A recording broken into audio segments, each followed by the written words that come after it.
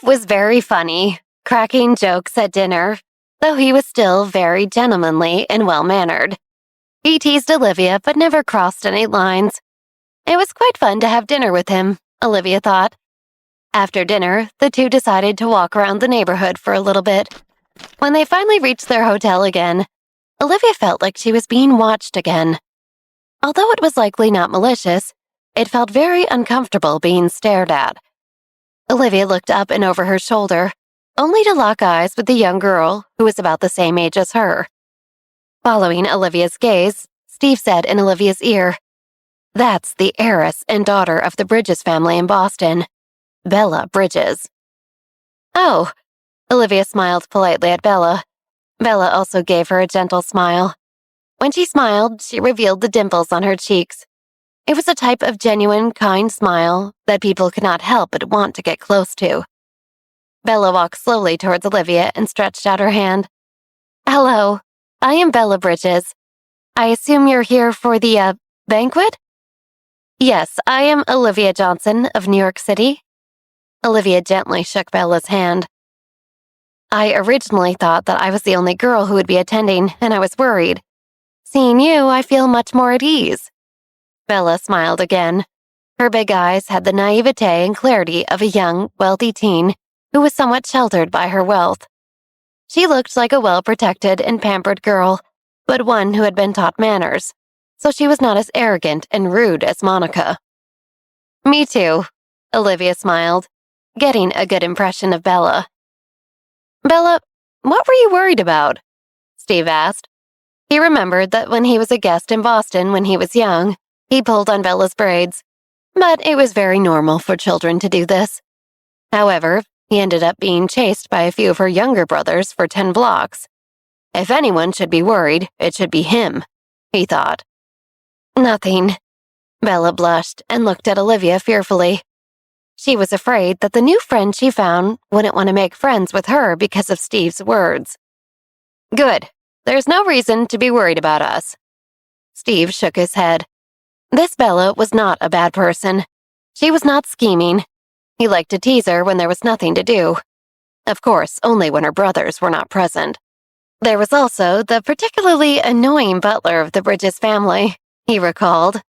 Thinking of this, Steve looked around and said, "Is it only you representing your family? Where is that butler of yours who was always trailing you when you were younger?" "I don't have some lingering butler." Bella was obviously not happy with the way Steve addressed her. She frowned and corrected him. "My butler is the best housekeeper in the country." Yes, Steve nodded and teased her. "It's really annoying to manage people, especially girls, so I'm sure he gets a gold medal." "You!" Bella was just about to frown and argue when she heard a deep male voice coming from the side of the three of them. "Miss, there you are," the voice said. Olivia heard the voice and looked over. Standing beside her was a man in his early 30s. He wore a white shirt and a deep blue tie. There was also a golden leaf-shaped tie button on the tie. The golden button was shiny and reflective, and his pair of white gloves did not have a trace of dust on them. From the looks of it, he looked like a meticulous person. With just one look, Olivia knew why Steve was unhappy. When he talked about Bella's butler/housekeeper, the housekeeper looked like a very serious and responsible person. Such a person was definitely not compatible with Steve. Without even thinking, he must have been disgusted by Steve's casual manner of speaking.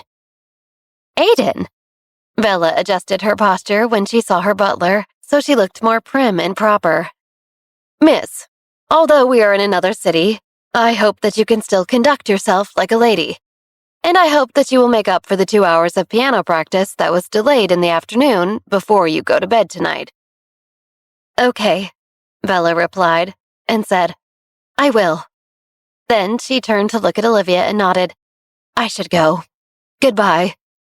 "Bye-bye." Olivia waved her hand and looked at the butler, who took Bella away. Olivia took a deep breath. "He seems strict," Olivia said. "Yep." Steve frowned. "He never seems to let Bella catch her breath, even when she's in another city." Steve shook his head. "If he were my butler, I would have asked him to pack up and leave long ago." Olivia did not say anything and only smiled. After all, she was not qualified to judge other people's family affairs. But from the perspective of a bystander, it was indeed very pitiful to be so strictly supervised. She could imagine that Bella must have been well protected and micromanaged by her family. Such a girl would probably grow up happily. But although she was a little depressed, Bella could avoid all kinds of dirty schemes and plots. Compared to Olivia's last life, Bella still seemed many times happier. But how long could this kind of happiness last, being stifled like that? Olivia thought. As long as she was in this society, she would encounter all kinds of awful things.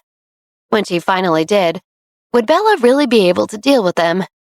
When she knew that what she had to face in her life was far from poetry, shopping, rainbows, and butterflies, would her eyes still be as clear and pure as today? Olivia did not know, but she hoped that Bella could have peace her whole life and cherish it. "What are you thinking about?" Steve reached out his hand and poked Olivia's forehead.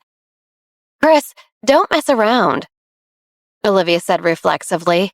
Then she suddenly remembered that she was facing Steve, and her face couldn't help but turn red. Steve was also stunned. Then he awkwardly smiled and said while covering his heart, "Wow, what a heavy blow. That was like an arrow in my heart." It was just a slip of the tongue. Olivia waved her hand and rolled her eyes at him. "Hurry up and call the elevator." Embarrassed, she turned and walked straight to the elevator entrance. Steve followed her and asked the lowliest question. "Liv, how serious are you with Chris? Tell me, do I still have a chance with you if I tried?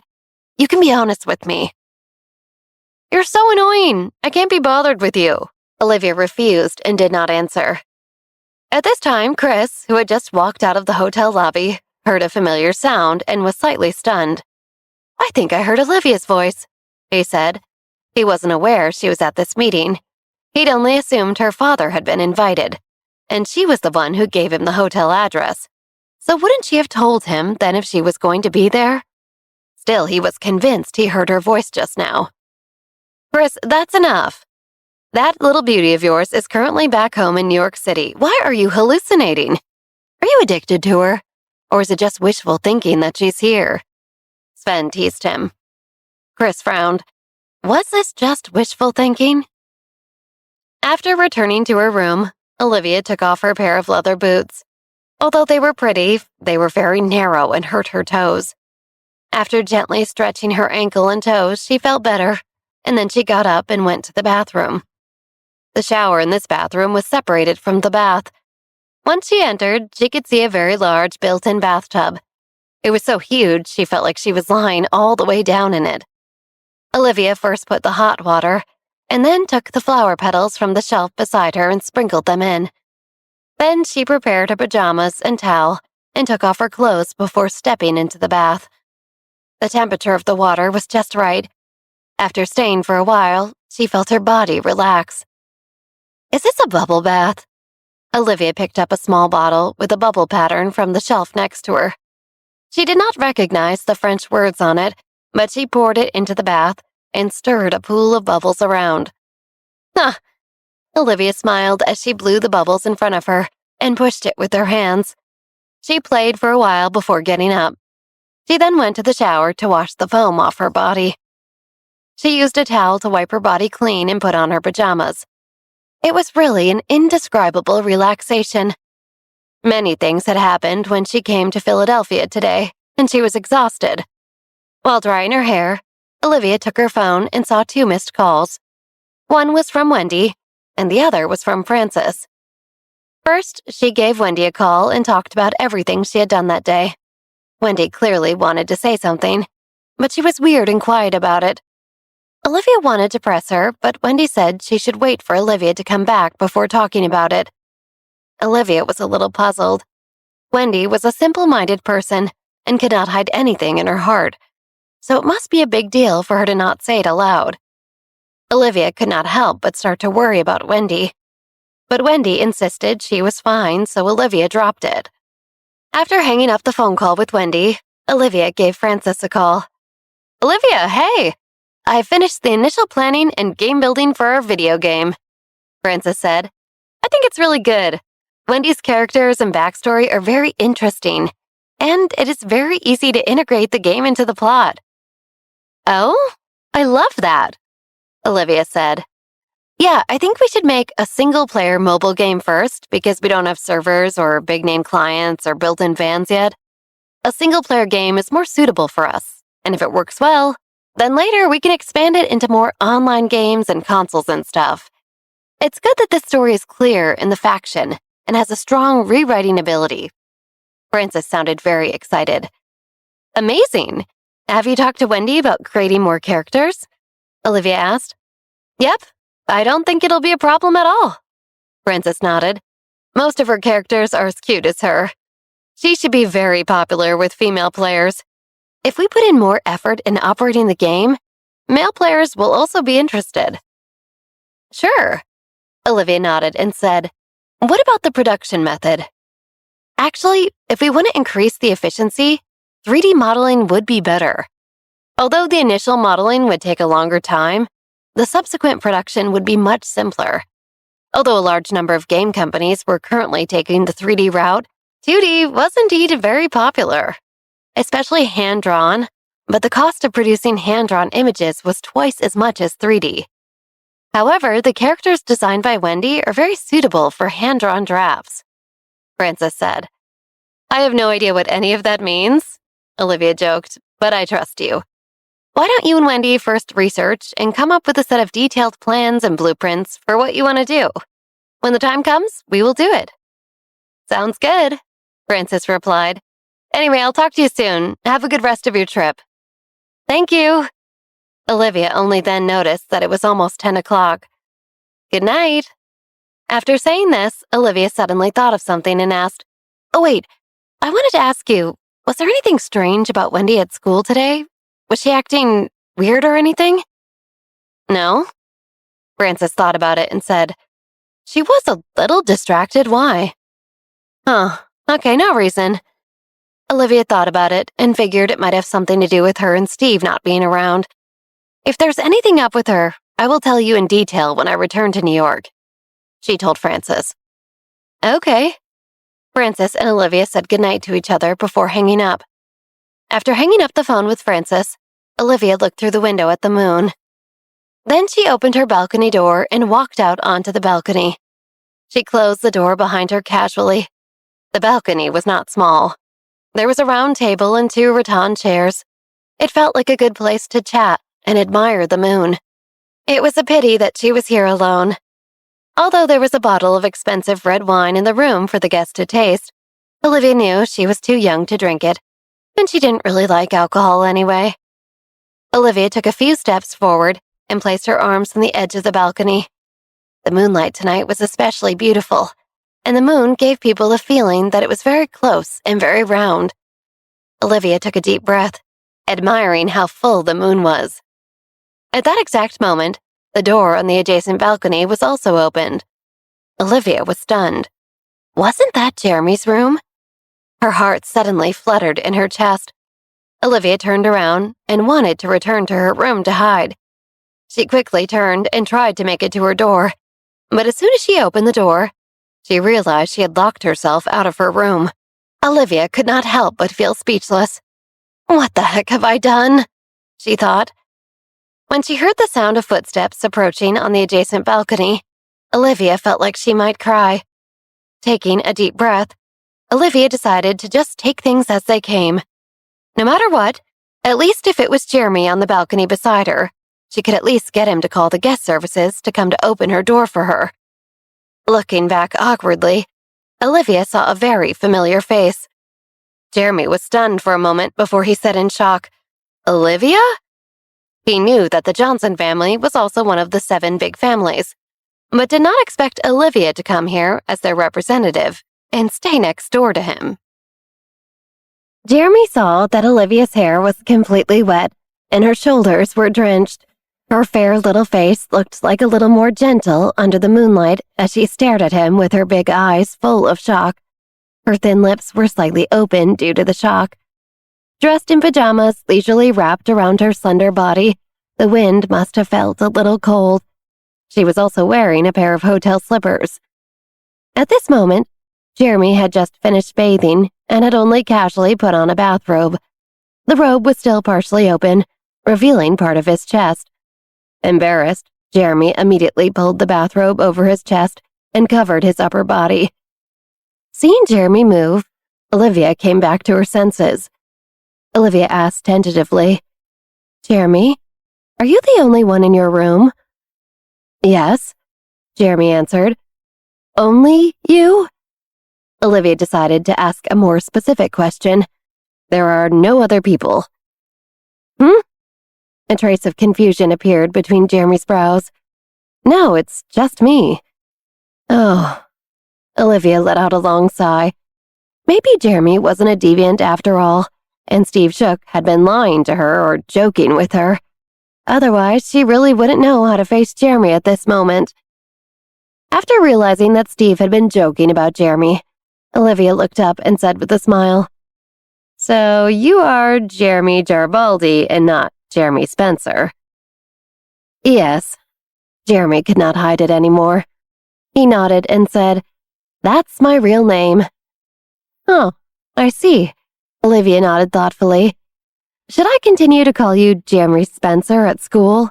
After all, she was already used to it. "Yes," Jeremy nodded. He did not hate Olivia calling him that. "And, Jeremy, can I trouble you to do me a favor?" Olivia asked. "Of course, what is it?" Jeremy guessed in his heart. Could it be related to the meeting of the 7 families tomorrow? This meeting was supposed to be held for 3 consecutive days. So could it be that Olivia was about to ask him to help her with something involving her family and his, now that she knew he was here? "Can you help me call down for guest services? I accidentally locked the balcony door and can't re-enter my room," Olivia said with a sullen face. "And it's so cold." Jeremy's mouth twitched. How did she accidentally lock herself out? Seeing her like this, Jeremy smiled from the bottom of his heart. He couldn't help but laugh at her predicament when he got into his room to his hotel room phone, but nonetheless, Jeremy still called guest services for Olivia.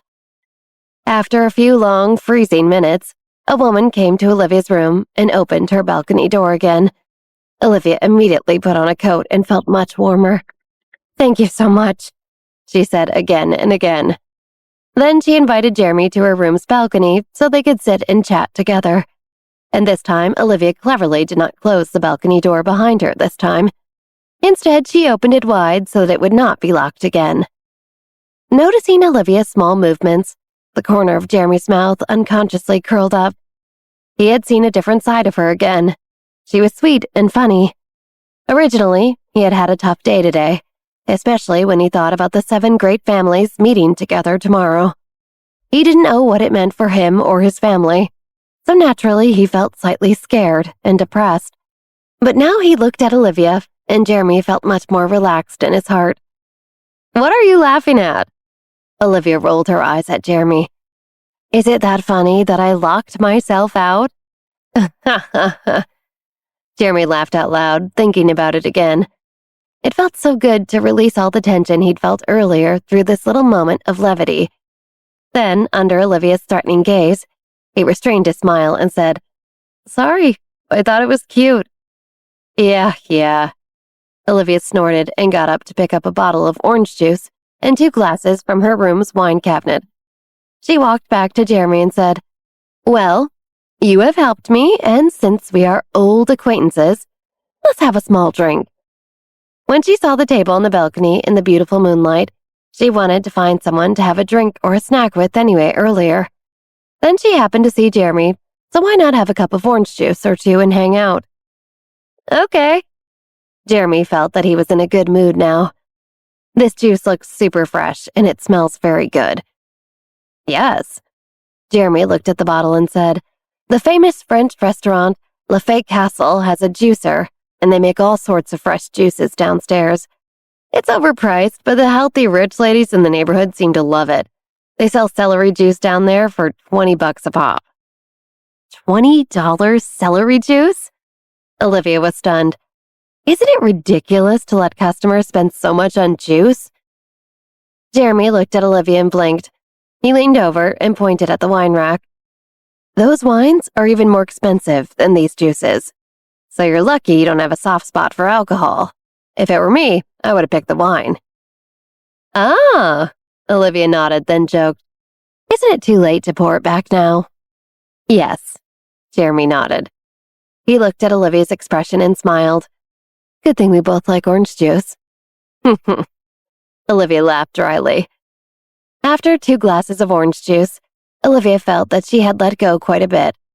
She supported her chin and teased, Jeremy, you hid the fact that you were actually a Garibaldi quite well. I didn't know that you were a descendant of that aristocratic family. I mean, I didn't really know about them, but I didn't realize you were even concealing your identity at all. Maybe I just don't look aristocratic. Jeremy smiled as he poured another glass of orange juice for Olivia. Go to sleep after drinking this cup. It's very late. It was almost 11 o'clock, and they still had to attend the meeting tomorrow. Okay. Olivia also felt that it was a little late. She took the remaining half bottle of juice and stood up. Then she walked to the balcony and placed it by the balcony. It looks so pretty tonight. Yeah, it does. Jeremy nodded. The moonlight shining through the bottle was indeed very beautiful. Olivia smiled and was about to drink the remaining juice in her glass when she accidentally hit the bottle on the balcony with the back of her hand. She caught the falling bottle in time, but some of the juice in the bottle splashed out on the balcony. Suddenly, there was a roar from the balcony below hers. Damn it! What the hell's going on upstairs? Something just sprayed all over me. Sven smelled the scent of orange on his sleeve. This better not be urine. Olivia's neck tensed when she heard the curses downstairs. Jeremy quickly shouted downstairs, Sorry, I was careless. What the hell are you doing? Sven yelled back. He was getting more and more annoyed. How could he be so unlucky? He had worked so hard the whole day and finally thought of taking a rest on the balcony at night to get some fresh air. But just as he stood up, he was drenched in wine. I'm sorry. Olivia also apologized. Sven frowned and used his hand to sweep away the wine stains on his sleeve. Chris heard the commotion and walked out onto the balcony to see Sven in a sorry state. His eyes lit up. He put his hand in front of his lips and made a silent gesture, then pointed upstairs. Sven instantly understood. They'd needed an excuse to get to the top floor all day, and the suite above theirs, whose occupants had just spilled on Sven, happened to be right across from suite 1711, where Duke Lee was staying. Wasn't this the best opportunity and excuse to go up there? It appeared fate had intervened and was helping them. Thinking this, Sven nodded and shouted, My clothes are very expensive, pay me back. Olivia looked at Jeremy as if to say, What do we do? The man downstairs sounded so angry. Just wait, Sven yelled, then left his hotel room with Chris in tow. They took the elevator to floor 17 and marched to room 1701. In the elevator, Chris observed the monitoring device in the ceiling. Sven stood in front of room 1701 and knocked on the door a few times. I'll go and open the door, Jeremy told Olivia inside the room. After giving her a look of assurance, it'll be okay. Olivia bit her lower lip and also walked a few steps towards the door. She did not know how much the other party would ask her to pay for the damage she'd done to their clothing and balcony. She did not bring much money with her. After opening the door, Jeremy looked at the 2 people standing at the door. Just as Sven was about to speak, he heard both Jeremy and Chris say at the same time, It's you? Sven looked at Chris and then looked at Jeremy. Do you know each other? But thinking about it again, it was not strange for the people of the 7 families to know Chris. The strange thing was this. Why did Chris seem to be very familiar with Jeremy? Chris looked at Jeremy from head to toe. It seemed like he had just finished bathing. He was wearing a white bathrobe that wrapped around his body. Jeremy was also stunned when he saw Chris. Why would someone from the Jones family be here? Jeremy immediately turned around and looked at Olivia, who was still a couple of feet behind him. Chris and Sven followed Jeremy's gaze and looked at the girl behind him. Olivia was stunned when she locked eyes with both Chris and Sven. What was going on today? Olivia? Sven's eyes widened in surprise. He looked at Olivia, who was wearing pajamas and a coat, and then at Jeremy, who was only wearing a robe. Then he looked back at Chris, who was obviously perplexed and dismayed by what he was seeing. Chris did not say anything. He clenched his fist tightly. The anger in his eyes grew and he turned red. Chris, Sven, what a coincidence seeing you here. Olivia tried to make herself smile naturally, but she knew she looked caught off guard because she was. Although she knew Chris would come to Philadelphia, she did not expect to see him in this situation. What a coincidence indeed. The corner of Chris's mouth raised, but his eyes were staring at Olivia seriously. What was she doing? It was already 11 o'clock. What was a woman in pajamas doing in the same room as a man in a bathrobe? It couldn't be drinking juice and simply admiring the moon, right? Olivia laughed dryly and looked at Refined's shirt. Sorry, Sven, I accidentally spilled my bottle of orange juice and drenched you. Oh, it's nothing. Sven felt his anger dissipating because things were now so tense. He figured it was better to let Olivia have a few words with Chris rather than deal with the matter of his shirt at this moment. He could tell Chris was seething with jealousy behind him. Chris felt the veins on his temples twitch a few times. Was this some romantic date we just interrupted? He thought. Eyeing Liv and Jeremy. How much is your shirt? I'll pay you. Olivia asked Sven. She could see it was a normal, off-the-rack J. Crew button-up and felt more at ease. If it was some expensive, custom-made suit, her money might not be enough. No need. Sven raised his hand. Why was she still bringing up money at a time like this? Couldn't she sense the tension in the air? Then I'll buy you another one when I return to New York, Olivia suggested. Yes. Sven looked at Olivia, Jeremy, and Chris. The matter of the shirt was finally settled, and the scene fell into silence. Chris looked at Olivia and his eyes seemed to want to see through her heart, to know how she felt about him. Were his feelings for her not clear enough? Did she really not know he had feelings for her? Or did she deliberately ignore them? Chris opened his mouth and wanted to ask her outright, but just as he was about to make a sound, the door slammed shut. Sven looked at the door, and then looked at Chris. He wanted to say something, but he didn't know what to say. Chris turned around with a cold face and left. Sven followed quickly behind. Seeing this situation while waiting for the elevator, Sven thought about saying something else to divert Chris's attention and improve his mood. He turned his head and saw a pretty painting hanging in the corridor. Chris, look at this recreation of Monet's Lotus of Sleeping, Sven said. It's really good, no? I heard that he started that painting when he was 74 years old and kept working on it until he passed away at 86. But look at how lively the painting is. This green is really great. Sven stole a glance at Chris and saw that he wasn't even paying attention. He was busy brooding, likely thinking about Olivia and that other boy still. Sven secretly let out a sigh and cast an apologetic look at Chris.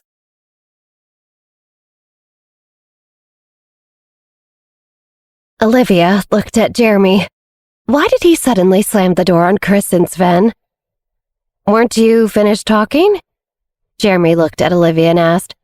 It seemed like you had resolved the issue with the shirt. Yes, I guess we had. Olivia nodded, but there was no need to end the conversation in such a hurry. Jeremy seemed to understand what Olivia wanted to ask.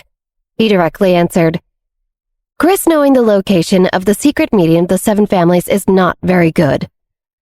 Chris was a member of the Jones family after all, and was one of the possible successors and heirs to that family's business empire. If someone saw Chris standing in front of Olivia's door, Olivia would definitely be questioned unceasingly by the 7 families at the meeting tomorrow. The consequences would be unimaginable. Olivia began to see what Jeremy meant. She nodded. I understand. Jeremy looked at Olivia and said, We should get some rest. If you need anything, I'm next door to you. Call me if anything comes up. Okay, thank you. Olivia nodded. After seeing Jeremy out, Olivia closed the door again and took a deep breath. I was really unlucky today, she thought. She closed the French doors on the balcony and lay down on her wide, soft bed. The mattress was like a marshmallow. The pillows were also very comfortable, and the silk blanket was light and warm. All of these were very suitable for sleeping.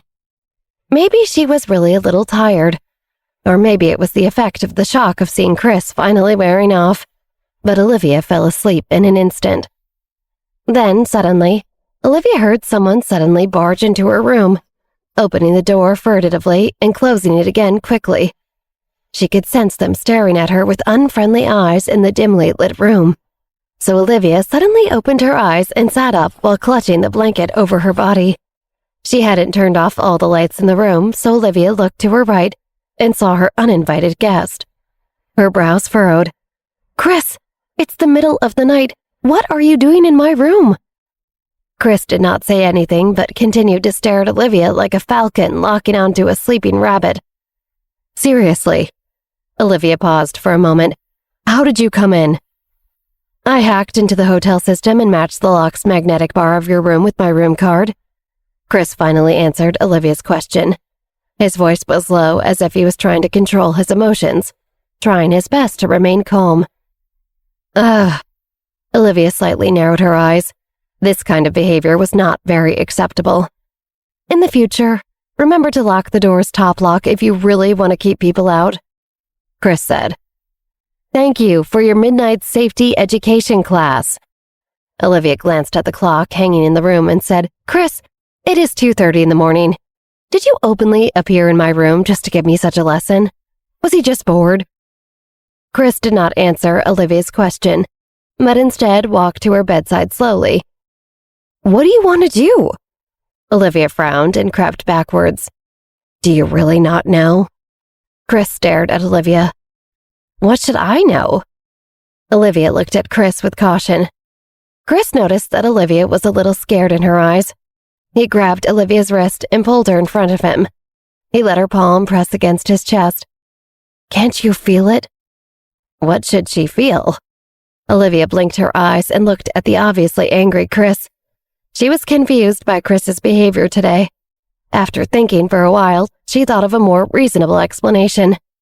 This guy might have come to show off his pecs because he saw Jeremy's pecs today. Thinking of this, Olivia threw Chris's hand away in disgust and pulled her wrist back. "Chris, if you are really tired and moody, please get some sleep, but don't torment me. Also, please make sure you haven't messed up the magnetic strip on my door, because I still have to go out tomorrow, thank you." Before Olivia could finish speaking, Chris reached out his hand and once again embraced her in his arms. With one hand holding Olivia's head and the other firmly locking around her slender waist, he bent over and quickly covered her lips. Olivia's mind went blank, and she immediately reached out and hit Chris's chest. However, Chris directly grabbed her wrists.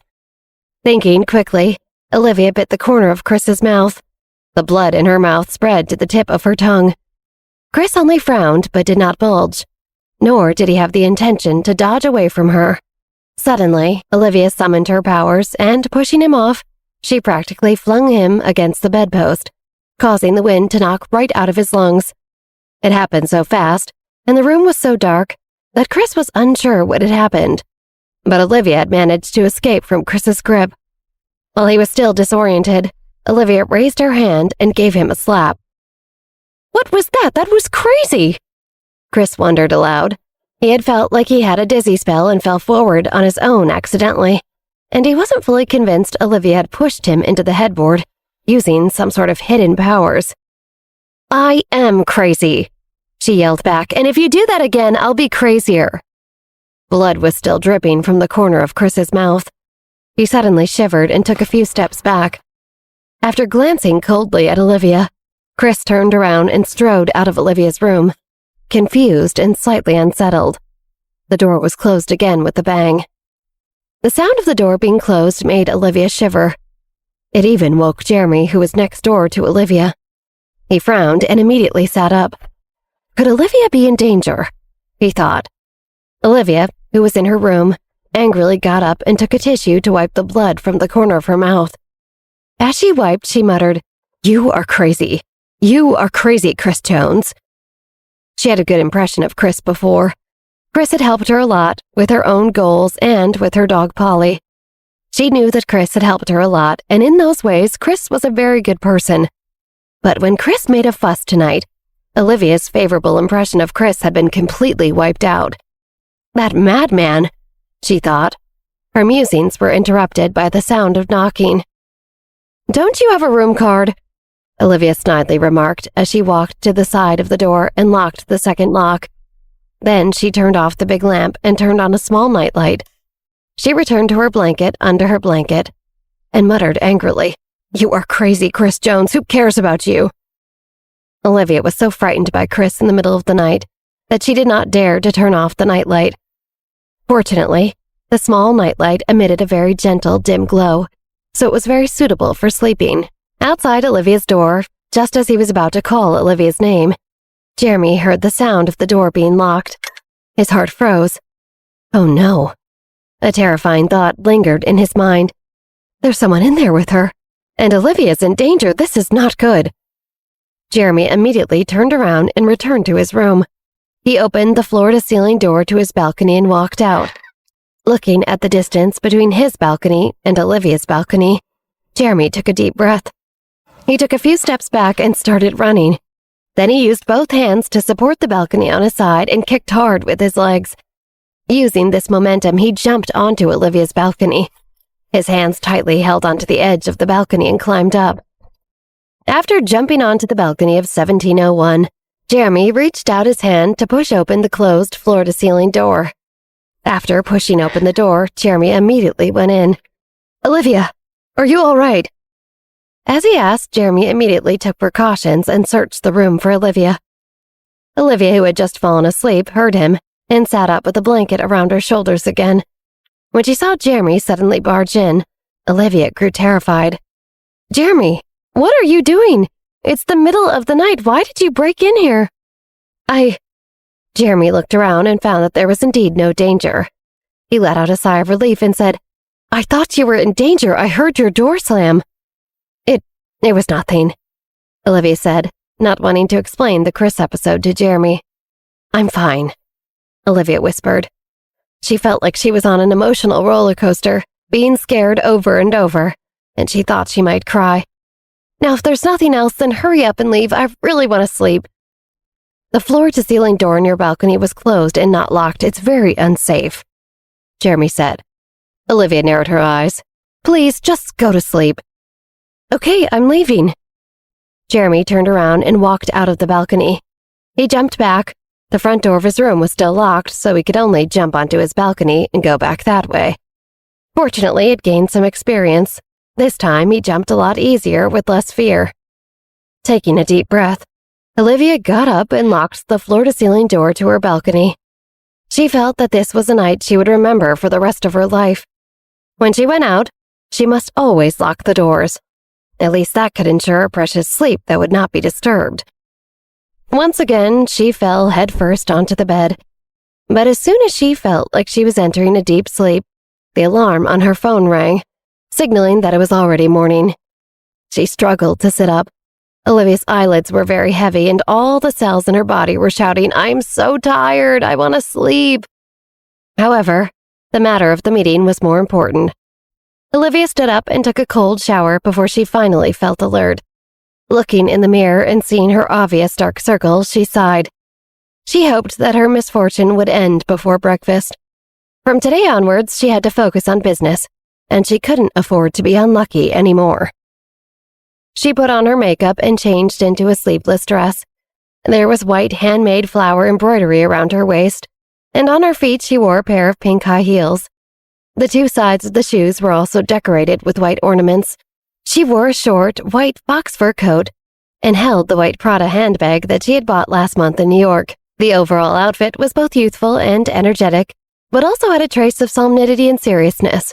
It was the perfect, classy outfit for this meeting, but also cleverly avoided the rigid act of pretending to be older than she was. "Okay, here goes nothing." Olivia looked at herself in the mirror and sighed. These dark circles really messed with her overall look today.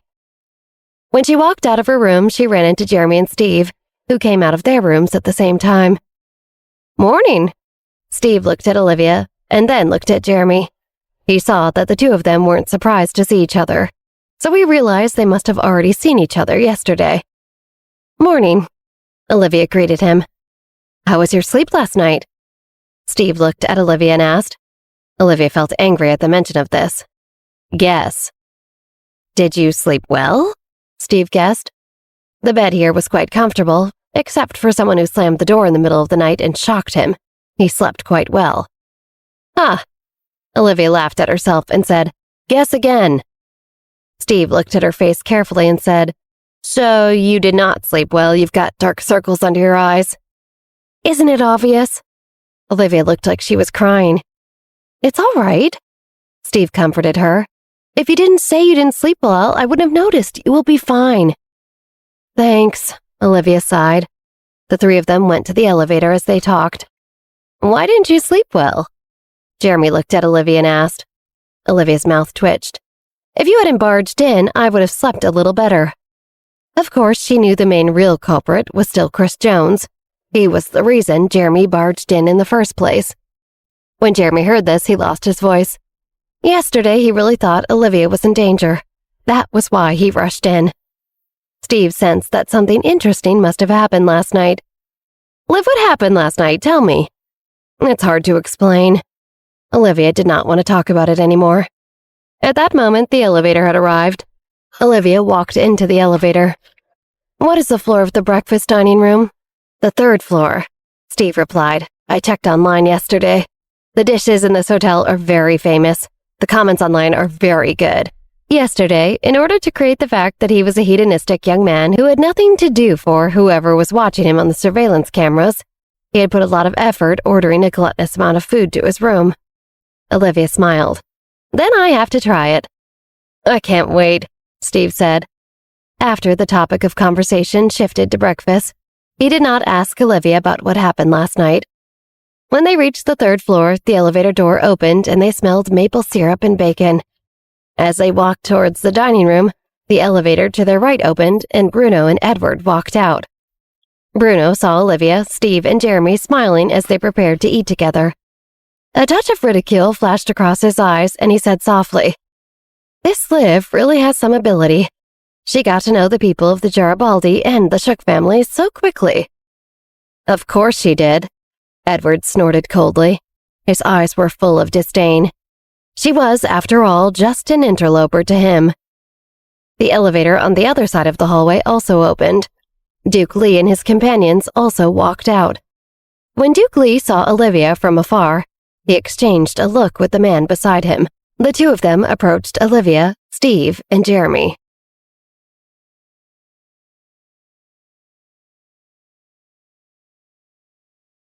Bruno and Olivia ate lunch in a booth at a seafood restaurant that had a very good reputation. As soon as they walked in, they were joined by Edward and Pete Pell. Olivia sat down and watched as her uncle ordered.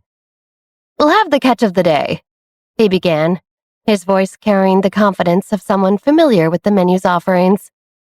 "Grilled lobster with garlic butter for Olivia, a seafood platter for Bruno, Edward's going for the shrimp scampi, and Pete, the seafood chowder." The waiter nodded, expertly jotting down each selection. As the orders were placed, the group settled in, eager to savor the culinary delights that awaited them.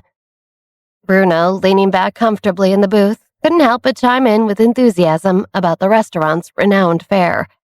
With a satisfied grin, he leaned forward and shared, "You know, guys, I've been coming to this place for years, and every time I walk through that door, I'm blown away by how consistently amazing the food is here.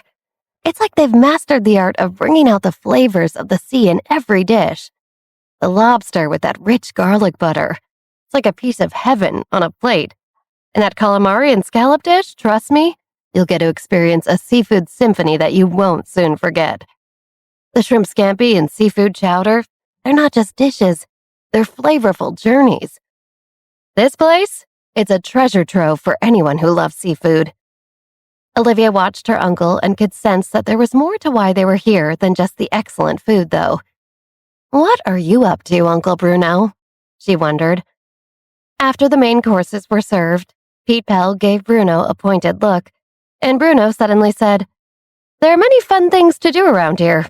Edward, why don't you take Liv around?" Sure, Edward responded. Although he was reluctant, he put down his fork and stood up. Olivia noticed the little unspoken exchanges between Pete and Bruno. She focused her mind on Pete so she could try to read what Pete wanted to ask Bruno. Then she stood up and said, "Okay." She turned to look at Edward and smiled. "Thanks for showing me around." All three of her companions smiled, but she knew from reading each of their thoughts that their polite grins were just a lie. From the bottom of Edward's heart, Olivia could see that he hated Olivia and hated everything about her. Even so, Edward still brought Olivia to stroll around the restaurant. Philadelphia was a walkable city, and the air was quite humid. The temperature today was a little warmer than yesterday, and Olivia could not walk very far in high heels. Edward became more and more impatient with her because of this. Hurry up! He did not want to bring her to stroll in the first place, and yet she still dared to be so slow. Olivia pretended not to hear Edward's words and only used her own pace to walk while admiring this unfamiliar place. She and Steve had also been here last night. There was a huge difference between day and night in Philadelphia. Take this street, for example. It was much livelier at night than right now. There were also many small shops selling grilled seafood and knickknacks and souvenirs on the side of the street. The goods were unique and cheap. Edward suppressed the unhappiness in his mind and walked in front of Olivia. He continued faster and faster, since he was taller than Olivia and his steps were bigger. Especially now that he deliberately wanted to shake off Olivia, he walked even faster. With a turn, he completely lost that disgusting woman. Olivia looked at Edward's actions and smiled. This was perfect. She did not chase after Edward and did not continue strolling. Instead, she turned around and walked back to the seafood restaurant they had come out of. What Pete wanted to ask was very simple. What Olivia wanted to know was what Bruno and Pete would talk about later, when she wasn't there. Further ahead, Edward stopped and finally turned around, doubling back for his half-sister. No matter what, Bruno asked him to bring Olivia out. So even though he couldn't stand being around her, he did not want to get too far ahead of her. Olivia must be very anxious now, he thought, when he saw she hadn't rounded the corner and followed him. Edward curled his lips in disdain. He stood there where he was and looked in the direction he came from. He figured Olivia would catch up with him in a while. 5 minutes passed. 10 minutes passed. 15 minutes passed. Edward's face became darker and darker. What was Olivia doing? Could it be that she tripped or got lost somewhere along the way? Damn it, Edward cursed under his breath. He had no choice but to walk back to look for Olivia. He really did not understand what had happened. There was only one big road, and she could see him turning the corner, so where did Olivia go? Unbeknownst to him, Olivia returned to the seafood restaurant, though she did not enter their old booth directly. Instead, she stopped at the bathroom door for a while and waited until it was unoccupied before entering. The wall of the bathroom door butted up directly against her old booth, where Bruno and Pete still sat. Stepping into the bathroom, Olivia hurriedly calmed her heart, huddled against the wall, and heard all of Pete's thoughts. As she listened in, a layer of sweat instantly appeared on Olivia's forehead. Both of her hands tightly clenched their fists by her side. Olivia had to suppress the shock and anger in her heart forcefully. Afterward, she re-entered the restaurant from the bathroom. "Liv, why did you come back? Where's Edward?" Bruno saw Olivia once she popped out of the bathroom and asked in confusion, "Why did you come back so quickly?" "He's gone," Olivia said. Olivia sighed. "I am in high heels, so I can't keep up with him, so I came back."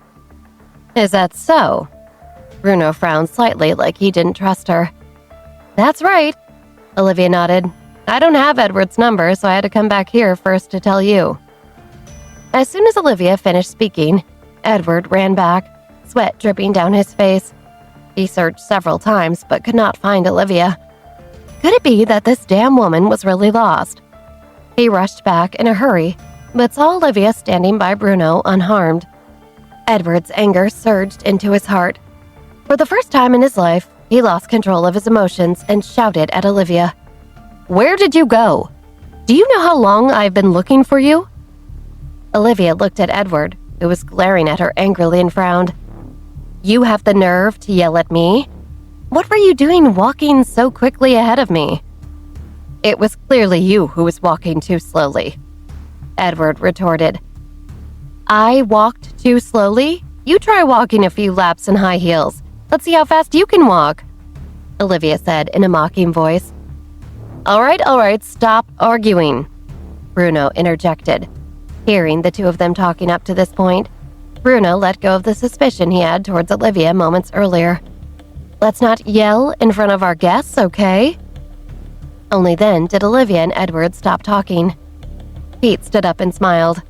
"You guys continue chatting. I should be leaving anyway." Bruno exchanged a few words with Pete before getting up and seeing Pete out of the room.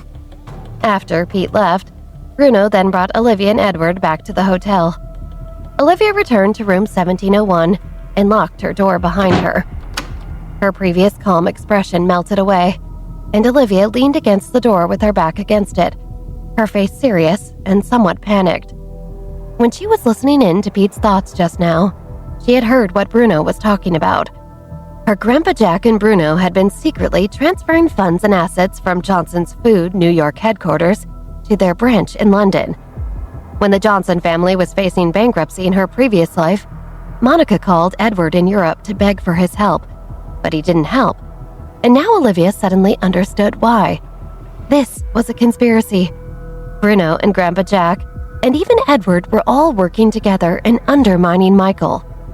What was Michael to Jack? An abandoned child? Olivia was afraid about the Johnson's Food of New York City had already become an empty shell. It seemed like this was also the reason why Michael killed himself in her previous life. He had painstakingly guarded the family company, while his father and younger brother secretly transferred all the wealth and assets away from it, under his nose. But did he really not know?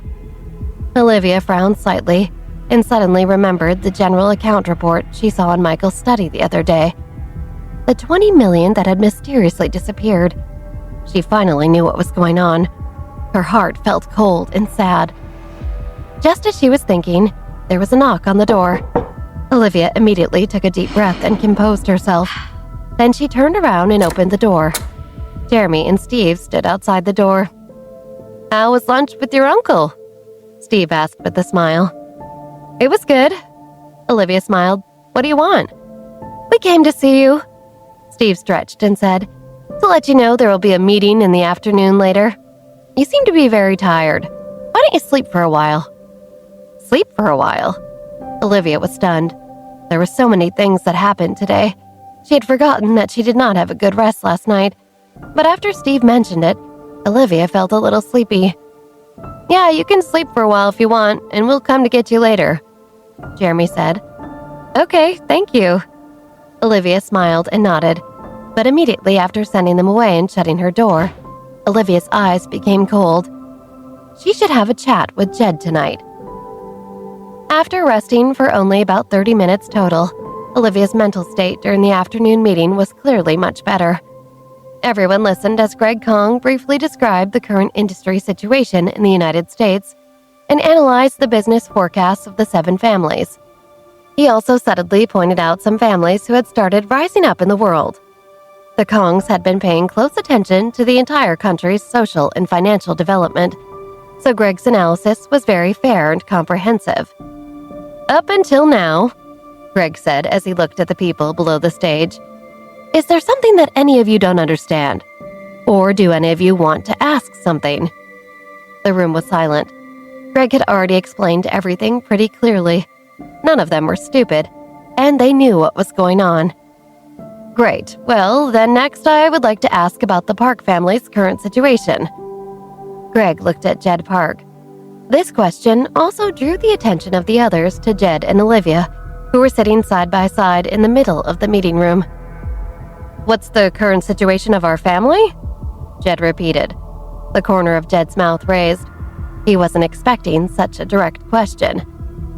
"Well, after that incident happened 17 years ago, our family withdrew from the United States, as you know, so currently we are mainly developing our business interests in Europe."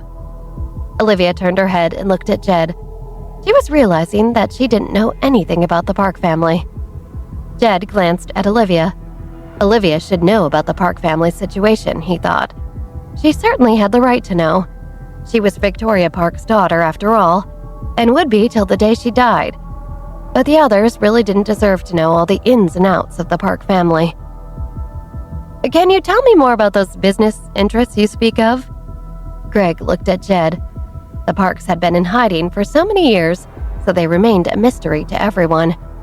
If it wasn't for the Kong family deliberately inviting Olivia, they wouldn't have been able to fish the Parks out.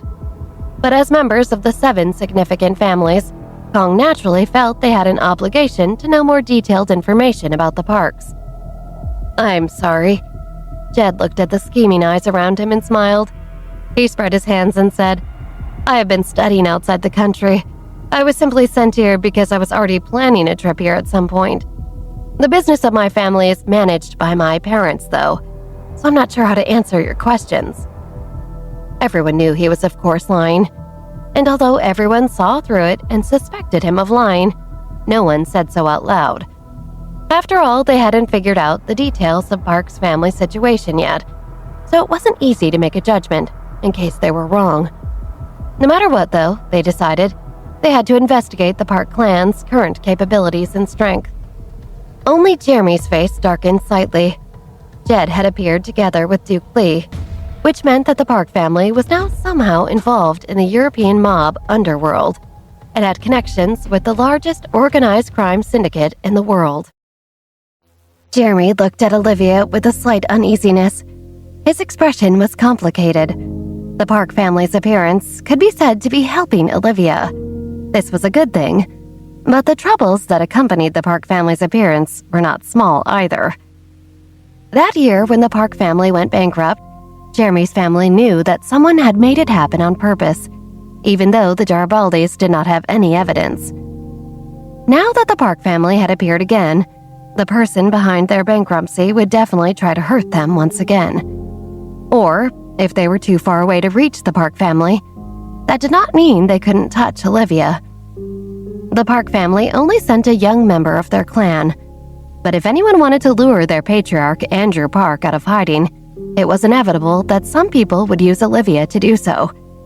Jeremy frowned slightly. He clenched his right fist slightly on the side of his body.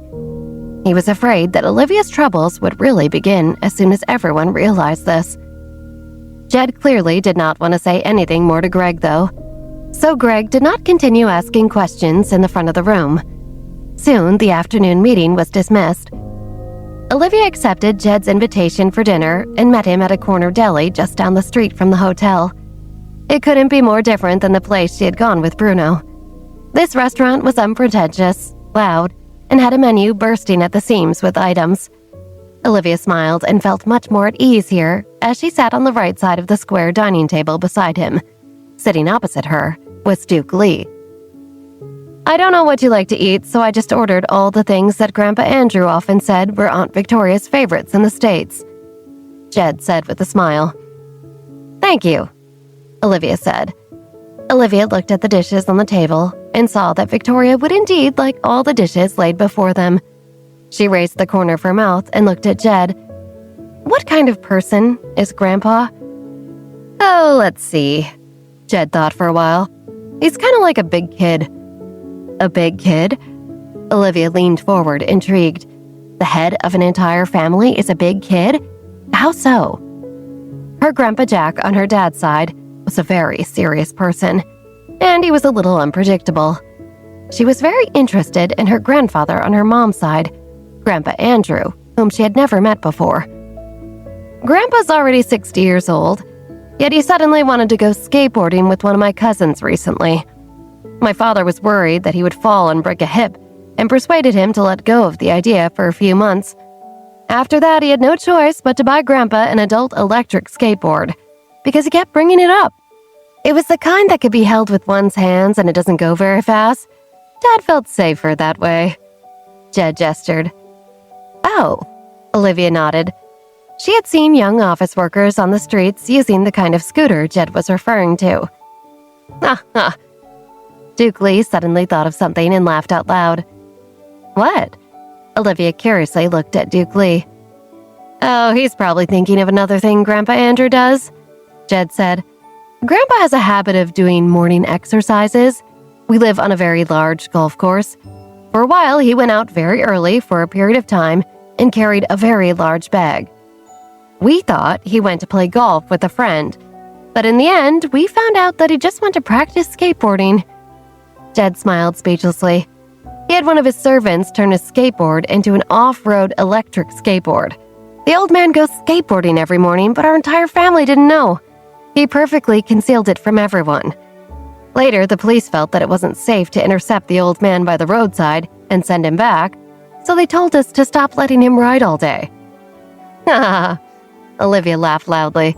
Picturing an old guy sneaking out to go off-road skateboarding cracked her up. "Right? It's very funny, right?" Jed smiled and said, "Grandpa is such a unique person. I really love him. Do you have photos?" Olivia asked curiously. Although her mind had already outlined the image of a kind-looking old man, Olivia still wanted to see a picture. "Yes." Jed took out his phone and showed Olivia a few photos and introduced some family members to her. "This is my dad and mom. She is so beautiful." Olivia looked at the happy woman in the photos. She had long hair and gorgeous eyes and lips. "This is Abby," Duke Lee said, pointing to one of the photos. "My elder sister." "Wait a minute." Olivia paused. "Your elder sister?" "Yes, Duke is Abby's younger brother," Jed replied. "So Duke's family and my mom's family in Europe are really close," Olivia thought.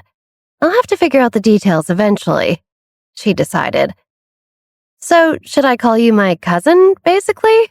Olivia asked. "Or uncle?" "Call me Duke," Duke Lee said slyly. "Definitely don't call me uncle. I'm not that old." Olivia and Jed laughed. "Liv, our family's absence has been hard on you and Victoria all these years." Jed sighed. "I'm really sorry to hear that. Grandpa Andrew himself never thought Victoria would leave Michael, your father. Otherwise, he would have brought her and you with us." That is okay. I'm actually fine," Olivia smiled and assured him. This time around, she had a new life to lead, with a new mission that kept her strong. "But I've been wanting to know, what happened 17 years ago?" She had too many questions to ask. "Actually, I'm not very clear about what happened 17 years ago either myself." Jed shook his head. "Dad and the others didn't tell me anything. They only said that there is no need to dwell on the past, and I didn't realize it had been so bad." "Is that so?" Olivia was a little disappointed. "Will your dad and our grandfather come back to the States?" "The possibility is not high," Jed honestly said. "If they could have come back, they would have come back a long time ago. If the Kongs did not invite you as the representative of the Park family to this meeting, Duke and I wouldn't even have to come back to protect you." Jed frowned slightly. "We didn't want someone to hurt you. We're not sure anyone from the 7 major families would, but just in case." "The 7 major families?" Olivia was stunned. What did this mean? Were the families turning on each other? And if so, how did Duke and Jed know? The 7 families have always seemed on good terms, and before Jed could finish, he was interrupted by Duke Lee. "Shh." Duke Lee placed his index finger in front of his lips and made a shushing gesture. Then he turned the fork on the table in a direction and pointed the fork at the French window not far away. Jed nodded his head. He and Olivia both seemed to understand that someone was watching them from that direction. "Excuse me, one moment. I'll go and settle some things." Duke Lee smiled at Olivia and stood up. He put the napkin on the table and walked out with his phone. He returned in less than 2 minutes and sat down again. Duke Lee smiled and said, "It has been settled. Let's continue." Olivia was confused, but Jed looked at her and quickly said, "Anyway, this time the Kongs invited you." "Yes." Jed looked at Olivia and said, "This time the Kongs invited you. I'm afraid you've received some news about the Yan family. Is Grandpa's company's name also Park Overseas?" Olivia did not remember hearing that there was a Park family business overseas in her previous life. Duke Lee laughed again. This, Jed sighed, unsure what to say next. After leaving the country, in order to prevent being followed or investigated or anything, our family changed our surname. It could be considered our hidden name. Because of grandfather's personal preference, we changed our surname to Lyon. Grandfather also changed his whole name to Bruce Lyon. Bruce Lyon? Olivia smiled. This grandfather was really interesting. When she looked at the photo just now, she found that her grandfather's image was similar to what she had imagined.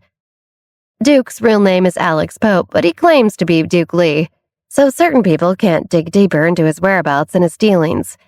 Jed smiled mysteriously. Liv, you should eat more. You've had a big day. Okay.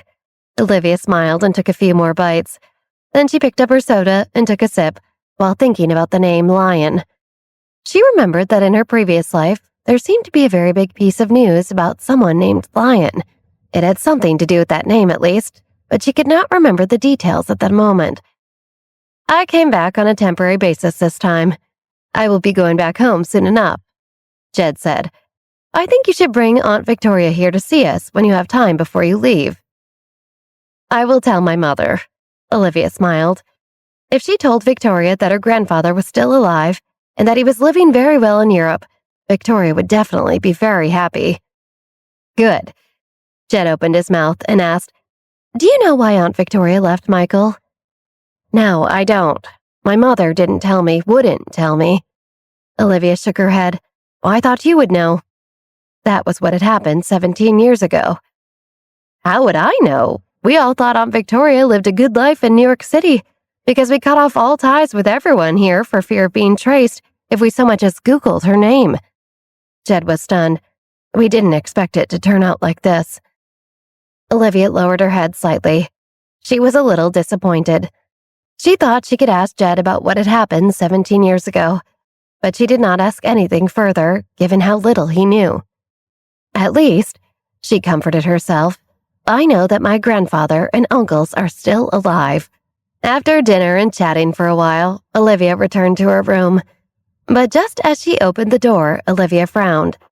Someone had been in here while she was gone. Her things seemed to have been flipped over, even though they had all returned to their original places. However, there were still some noticeable flaws. Things were out of place. After seeing a number of pages in her notebook had been turned from the pages she had been reading, Olivia became even more convinced someone was in there. Olivia clenched her fist and looked around. Who was it? Olivia immediately asked herself in disbelief. It's me. Jeremy's voice came from the outside door. Olivia jumped. Then she patted her chest and turned around to open the door. Once she let Jeremy in, she'd get to the bottom of what was going on. But when she quickly glanced over her shoulder before answering the door, her heart skipped a few beats. A person stood in the corner, watching her. Whoever had broken into her room when she was gone was still in here. Although it was just a glance, Olivia saw him clearly. A man in his 20s with a mole under his right eye. Pretending she didn't see him, Olivia forced herself to calm down and reached out to open the door. Jeremy, why are you here? She asked as she creaked open her door slightly, her voice measured. I saw... Before Jeremy finished speaking, he saw Olivia giving him a pointed look. He paused for a moment and immediately changed his words. There's a very fun place down the street. Steve Shook asked me to ask you if you want to come with us to see it. Okay. Olivia smiled, immediately exited her room and closed the door. Let's go. Once the door was closed, Olivia felt her legs shaking. There was a person still in her room. What should she do next? What could she do? Let's go. Jeremy sensed Olivia's uneasiness and held her hand. He had noticed that something was wrong from the beginning. Someone had been in his room when he got home from his dinner, too. Luckily, his computer had a difficult password, so whoever was in there had failed to decrypt it 3 times and had given up. From the surveillance image on his computer, he could see that the person who had turned things over was the same person who had installed a pinhole camera in his room. Had that person been in Olivia's room, too? He thought. Is that why she looks pale as a ghost? He walked her quickly toward the stairs, fleeing the hall. Who is behind this? He asked himself. Someone from the 7 families? Feeling better? Jeremy asked Olivia as she drank the coffee he made. Much better. Olivia nodded and turned to look at the wall beside her. On the other side of that wall, there was an unfamiliar man in her room. He had gone through her things and was still hiding in her bedroom. She was so terrified, she had just filled Jeremy in on what she had seen. Who do you think it is? Jeremy whispered to Olivia. I don't know. Olivia shook her head. She wondered if they were from the 7 big families, and she did not know which one. Suddenly, someone knocked on the door. Jeremy gestured to Olivia to keep quiet, then walked to the door. Who is it? He called out. It's me. Steve's voice rang outside the door. Jeremy opened the door and saw Steve. He asked, What's wrong? Let's go out for a walk, Steve said with a mischievous smile that did not reach the bottom of his eyes. Call Liv. Okay, let's go out for a stroll, Olivia said. She got up and placed the coffee cup in her hand on the table beside her. All right, Jeremy said. He could tell that Olivia must have been scared because she was so willing to leave the hotel, when normally she'd be afraid of the streets outside. The 3 of them left Jeremy's room and entered the elevator. As soon as they went down a floor, the elevator door opened again, and Chris and Sven happened to walk in. Seeing Olivia, both Chris and Sven were stunned. It was so late. Where were the 3 of them going? Jeremy and Steve pretended to not know Chris when they saw him, since their surroundings felt very unsafe right now. They couldn't let anyone know what the people of the Jones family were here, and they definitely couldn't let anyone see them with the people of the Jones family. Otherwise, someone might think they were working together, and it would only become more chaotic for them in the future. Everyone took the elevator all the way to the first floor in complete silence. They left the elevator one after another, but they didn't communicate with each other at all. After leaving the hotel, Steve led Olivia and Jeremy to the left, while Chris and Sven walked to the right. Olivia, Jeremy, and Steve went to the nearby music bar, but the 3 of them were rejected because they were not 18 yet, so they had to go to the coffee shop next door.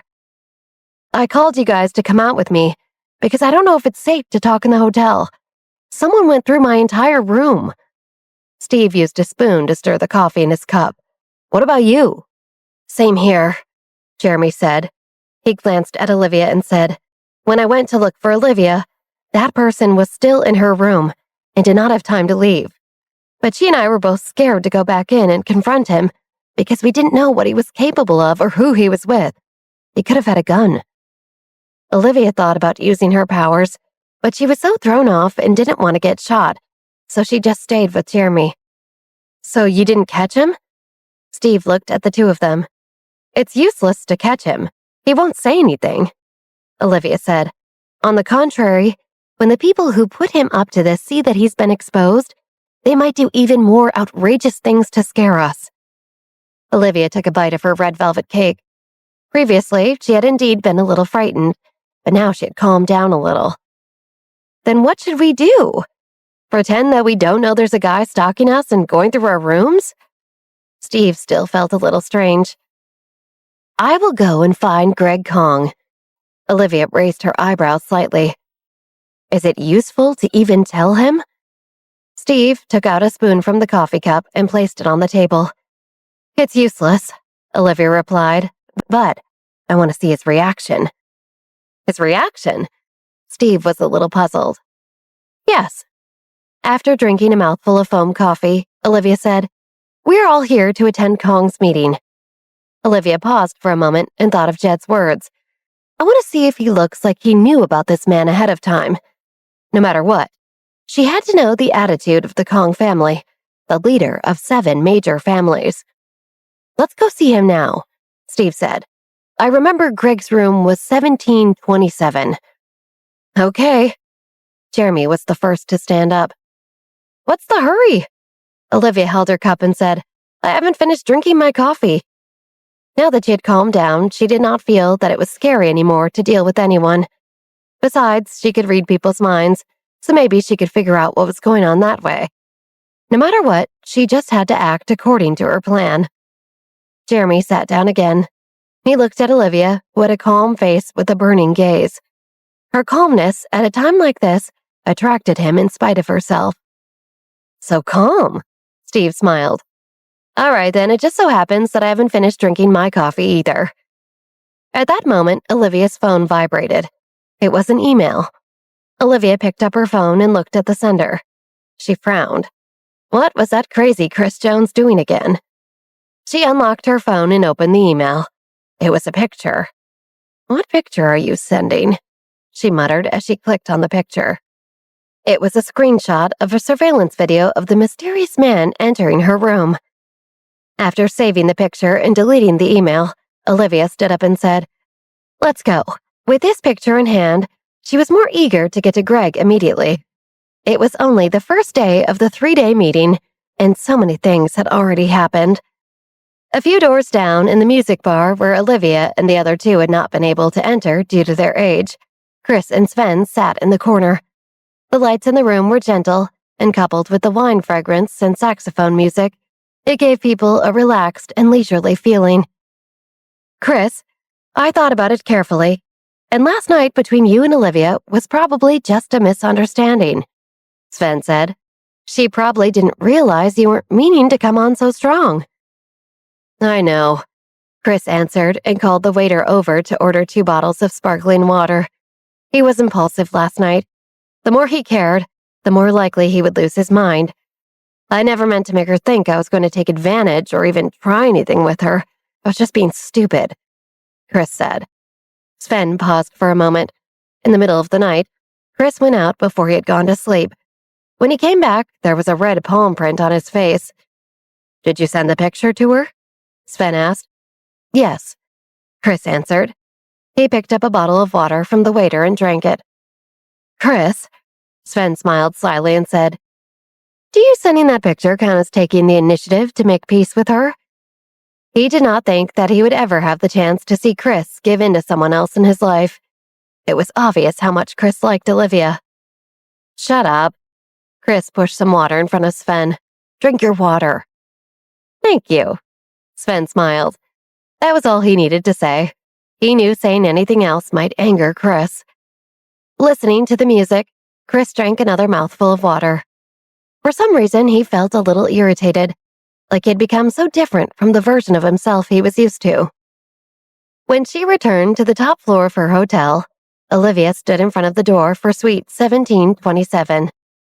Steve and Jeremy originally wanted to accompany her, but she felt that it would be better if she went alone to see Greg Kong. After a few knocks on the door, someone came to open the door. Hello, Miss Johnson, Greg's female secretary said. What's the matter? I have something to talk to Greg about. Olivia looked at the secretary and said, Can you pass on the message? Sorry, Mr. Kong is dealing with something at the moment. The secretary smiled apologetically at Olivia. It's not convenient for him to see guests now. Please go and ask him anyway. Olivia's eyes were firm. I will not leave without seeing him. I need an explanation for him regarding something very important. Well, the female secretary was clearly in a difficult position. It's not hard for me to do it for you. Olivia took out her phone and showed the picture that Chris sent her of the man who entered her room to the secretary. Take this to Mr. Kong. If he sees this picture and still does not see me, I will leave now. The female secretary saw the picture on Olivia's phone and looked very concerned. Okay, please wait a moment. She took Olivia's phone in her hands and closed the door. Standing outside the door, Olivia looked around impatiently, and within seconds the door swung open again. Miss Johnson, please come this way. The secretary beckoned Olivia inside Greg Kong's suite. The moment Olivia stepped into the room, she heard a faint sound of chanting. When she walked into the side hallway behind the secretary and saw the ground covered in blood, Olivia finally understood what the sound was. She followed the trail of blood droplets with her eyes and eventually saw a man crawling on the ground. His back was bent like a bow, and his arms were protecting his abdomen as his entire body trembled. Oh my God, Olivia thought, frozen. She began to panic. What had she just walked into? Miss Johnson. Greg personally handed Olivia's phone back to her. This kind of thing happened because of my negligence. I'm sorry. Was he referring to the photo on her phone or the bleeding man? Olivia wondered. Mr. Kong, this person is... Olivia took her phone and looked at the man on the floor in horror. Miss Johnson, listen, the secretary explained. We just came back and found that this room had been broken into. When we searched the suite, we caught this man, and we discovered he didn't have time to escape. Oh my God, Olivia whispered. What a coincidence. Olivia, don't worry, Greg assured her. I see from the photo you showed me, my secretary, that this man had also been harassing you. And as such, I see we both have an interest in finding out who he is and what his motives are. He looked at the man, who was writhing in pain on the ground, begging for help. Greg did not help him. I will get to the bottom of this, I promise, Greg said. He looked at the caught trespasser with disdain. All right. Olivia looked at the man on the ground. Although she could not see his face, his clothes and body matched the man who she had seen in her room and in Chris's photo. Then, I will leave you to it, I guess. Turning around, Olivia quickly left the suite. She wasn't sure exactly what Greg was going to do, but she had a bad, scared feeling. It was awful to watch the man beg for help on the ground, and she felt sick to her stomach. And yet, she wanted to know who he was and why he was out to get her, and who had sent him. So she left and let Greg deal with it. As soon as Olivia left his suite, Greg Kong retracted his gaze from the door and looked at the person on the ground again. Esther? He said. Yes, sir, his secretary replied. Her face did not have the slightest bit of politeness and gentleness that she had when facing Olivia. I am tired. Continue to ask him who exactly let him up here and who paid him to do this. Greg stood up. His white suit was still spotless. When he passed by the man reached out his hand and grabbed Greg's pants. Let me go, the man pleaded. I don't know anything. The hand covered in blood tightly grabbed Greg's white suit leg. There was a flash of gloominess in his eyes. Greg took a step forward and pulled the pant leg out of the man's hand. Esther? With cold eyes, Greg ordered, break his fingers one by one until he tells you everything. After saying that, Greg quickly walked into the bathroom.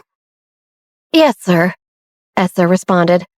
Her boss had a serious distaste for blood and germs, and this person had grabbed his pants with a bloody hand. She could tell Greg was enraged. Walking slowly towards the man on the ground, Esther squatted down and asked, Are you going to tell me who sent you or not? The man had already been beaten to the point of almost losing consciousness. Now, even breathing felt strenuous. Esther did not say anything else, but twisted the tip of his right hand in the opposite direction. Ugh! He yelled out as Esther broke his pinky. The pain caused his entire body to break out in a cold sweat. Are you going to say it or not? Esther pinched his other finger. I will say. The pain made his teeth tremble. Esther curled her lips in satisfaction. Moments later, as Greg sat in his bath, washing off the germs from the day, Esther knocked on the bathroom door. Sir, I got the information you wanted. Come in. Greg was lying in the bath filled with water, his head slightly leaning against the side of the tub. Esther went into the bathroom, walking to the side of the tub, squatted down and whispered into Greg's ear. Sir, it's Pete Pell's people. Is it really? Greg snorted coldly. The Pells had always been rumored to do some unspeakable things, but Greg's family had turned a blind eye to it. This time, though, he couldn't believe that the Pells actually dared to act recklessly at a meeting held by the Kongs. This was an extremely heinous crime. Pete even dared to send people to Greg's room to do such petty things. The Pells were really something. Sir, what should we do next? Esther asked. Did you break all 10 of his fingers? Greg asked. No, only one of his fingers, Esther replied. He broke down and told me everything after that. Greg nodded and went quiet. Then finally he said, "Break all 10 fingers and give him back to Pete. Return him alive." "Okay." Esther nodded and went out to close the bathroom door. Greg continued to lie in the bath and closed his eyes to relax. When Esther returned to her job in the adjacent room, Greg could hear the screams of the man outside. Elsewhere in the hotel, in Pete Pell's room, Bruno and Edward Johnson were talking to him. "Since this is the decision of the Johnson family, I won't say anything," Pete was saying. "But I want to know what benefits I will get after helping you transfer your assets to your British headquarters." "Don't worry about that," Bruno smiled and said. "We can give you $2 million as a reward." "US dollars?" Pete looked at Bruno. "How about 10 instead?" "Pete, you must be kidding me. This is a deal my father will never agree to. Why are you asking for so much?" Bruno said. "The Pells have always been like this," Pete sneered. "When has my family not stepped in to help any family in need when something happens to one of the other 6 families and they're afraid to get their hands dirty? We are the ones who bear the blame, and the benefits are all yours to enjoy. In the end, this is just a fraction of what you can give. So if you want me to help transfer more of your assets, you'll give us the amount we're asking for. Otherwise, this deal isn't worth it." Bruno thought and then said, "Well, even without your help, we can still transfer assets. I just think it'd be easier with your help." "Yeah, of course you can. Michael's a fool and he won't notice. He's been fooled by you and Rachel for the past 17 years. You just want to transfer assets. Even if he knows about it, what can he do?" Pete said with disdain. "What do you know about me and Rachel?" Bruno suddenly asked, terrified. "What do you think I know?" Pete snorted. "Don't forget what the Pells do. Remember the kind of business we're involved in." A shadow crossed Bruno's eyes, and a hush blanketed the room momentarily. Pete's lips curled slightly. This was the nature of these individuals, Bruno thought. Yet despite their obvious involvement in shady dealings, they chose to portray themselves as virtuous. "Fine, I'll give you $10 million, Bruno said, locking eyes with Pete. "But I require your assistance with a certain matter." "What is it?" Pete asked. "Take care of Olivia and Jed." Bruno had a feeling that these two would be a big problem in the future. Pete burst into laughter. "Bruno, you're even more merciless than I am. Olivia's father is your brother. You could simply transfer his assets to yourself, but on top of that, now you're planning to eliminate his daughter? Ha, ha." A chill crossed Bruno's gaze. He had to double-cross his brother for Rachel's sake. "He still has Monica and Edward," Bruno said coldly. Pete glanced at Edward beside him. "Bruno, you're truly wicked," he nodded. "But without this move, you won't have everything you want. So leave this to me." Bruno's eyes turned icy. The intelligence network of the Pells was incredibly vast. Even the Kongs couldn't rival it. Just then, a knock echoed on the door. Pete signaled Bruno to wait and rose, moving towards the door. He asked, "Who's there?" No reply came from beyond. Another knock followed. It was a steady, rhythmic sound. Puzzled, Pete furrowed his brow and opened the door. As the door swung ajar, a figure tumbled in. The sudden weight caused Pete to stumble back a few steps. He looked at the man who fell. The man was covered in blood, and he recognized him as one of his henchmen, the one with the mole under his eye. Pete then looked up and recognized the back of a woman in a business suit. She must have been the one who had dropped the injured man off at Pete's door.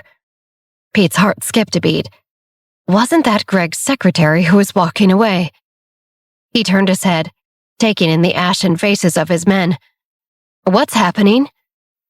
"Sir, I've been compromised," the injured man stammered, his lips quivering. They've discovered who I am." "What?" Pete angrily shoved the subordinate to the ground. "Incompetent fool!" "Oh!" Agonizing pain surged through the man. He felt like he'd been crushed by a boulder, especially his hands. The pain became overwhelming, nearly causing him to black out. His hands! Edward's face paled as he stared at the man's mangled hands. All 10 fingers were twisted at odd angles, with bones from his middle and index finger protruding through the skin. Bruno was equally taken aback. Hands were the lifeblood of chefs. Witnessing this gruesome sight, even Bruno had to look away. He averted his gaze. He's ruined his hands? What's the point of returning this trash to me? Pete's brow furrowed. Was this a display of power? Greg, that idiot, has clearly overestimated his own worth. How dare he employ such a method to send a warning? Ludicrous. Uncle, Edward turned to Bruno, wondering why the man's hands had been subjected to such torment. Although he'd witnessed many feuds within wealthy elite families in his life, rarely did anyone resort to such brutality. Bruno remained silent, signaling Edward not to speak with a subtle shake of his head. Pete summoned his subordinates from downstairs, instructing them to dispose of the mess. Clean all this up, leave no trace behind. Yes, sir. The response came swiftly. Shortly after, the door was cleared of any signs of disturbance. The surveillance videos in the corridor were also deleted. Meanwhile, in 1701, Olivia was using a hairdryer to dry her hair, her mind pondering the events of the entire day. It was only the first day in Philadelphia, yet so much had transpired. And with 2 more days ahead, the situation was far from settled. Greg had apprehended the individual who had been in her room. Soon he might uncover the puppeteer behind it all. With Greg's assistant, that instigator would probably remain compliant for a day or 2. But then what? After her hair was dry, Olivia secured the French doors on her balcony. Then she systematically checked and locked all of the other windows. Once finished, she took a seat on the bed, contemplating her upcoming plans. Just then, her phone rang. Seeing the caller's name, Olivia frowned. After a moment's hesitation, she lifted the phone to her ear. Hello, Dad. Liv, are you still awake? Michael asked. Yep, Olivia replied, sitting on the bed, thinking of Bruno and her Grandpa Jack. An uneasy feeling stirred within her. Dad, you're not asleep either? I have some work left to tend to, Michael explained. How did the meeting go today? Did anyone cause you trouble? Remember, if you encounter any difficulties, don't hesitate to come to me. It went well, quite smooth, Olivia said, her heart warmed by her father's concern. She reciprocated. How about you, Dad? Things are all right on my end, Michael responded. Take care of yourself. If you face any issues, you can always turn to your uncle. He'll look after you. Olivia hesitated.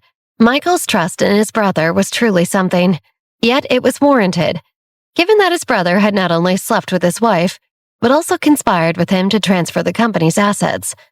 At this point, Olivia couldn't let Michael continue to be naive. Dad, can I ask you something?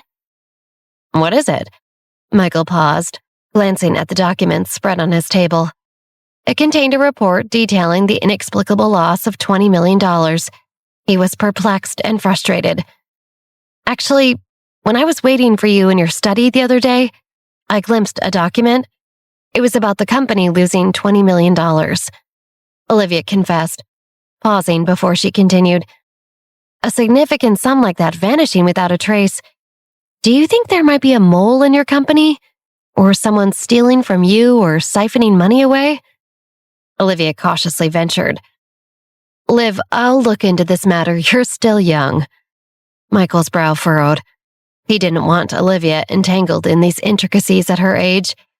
Although he was aware of the origins of the missing funds, he was unwilling to accept them and thus hesitant to investigate.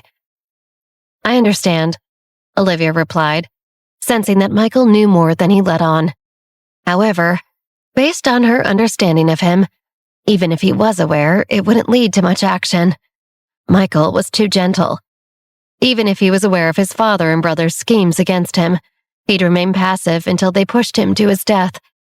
It had been the same in her previous life. But in this life, Olivia was resolute not to allow Michael to repeat his mistakes, not to let him die in shame again this time around. She had long believed that she was the cause of Michael's suicide in her last life, an indirect contributor to his demise. Now she realized the true perpetrators were the two individuals Michael had trusted most, and she had merely been the catalyst that ignited the tragic chain of events. After conversing with Michael for a while and bidding him good night, Olivia ended the call. Exhaling deeply, her thoughts turned to Victoria. She contemplated calling her mom, but realized it was almost 11 o'clock at night. Deciding against disturbing Victoria at this hour, she opted to let her rest peacefully. Logging into her favorite social media platform, QQ, Olivia opened several messages and discovered that Wendy had posted and sent numerous pictures from her most recent outing with Millie. The excursion wasn't limited to just the two of them, though. Desiree and Victoria had also joined. The quartet appeared to be having a delightful time. Upon perusing the images, Olivia replied to one of Wendy's private messages. "Looks like you're having a blast. I'm green with envy." Initially, she intended to leave it at that, but Wendy's rapid reply surprised her. "Absolutely having a great time," Wendy wrote. She even attached a smiling emoji. Olivia was taken aback and asked, "You're still awake?" "Yeah, just thinking about something," came Wendy's reply. Olivia playfully quipped, "Wow, you're actually capable of thinking?" She continued, "Just kidding." Wendy retorted, "That's enough," along with a fist emoji. Then she sent a laughing emoji. Curious about Wendy's odd behavior during their earlier phone call, Olivia decided to cut to the chase. "What's on your mind? Is it about Steve?"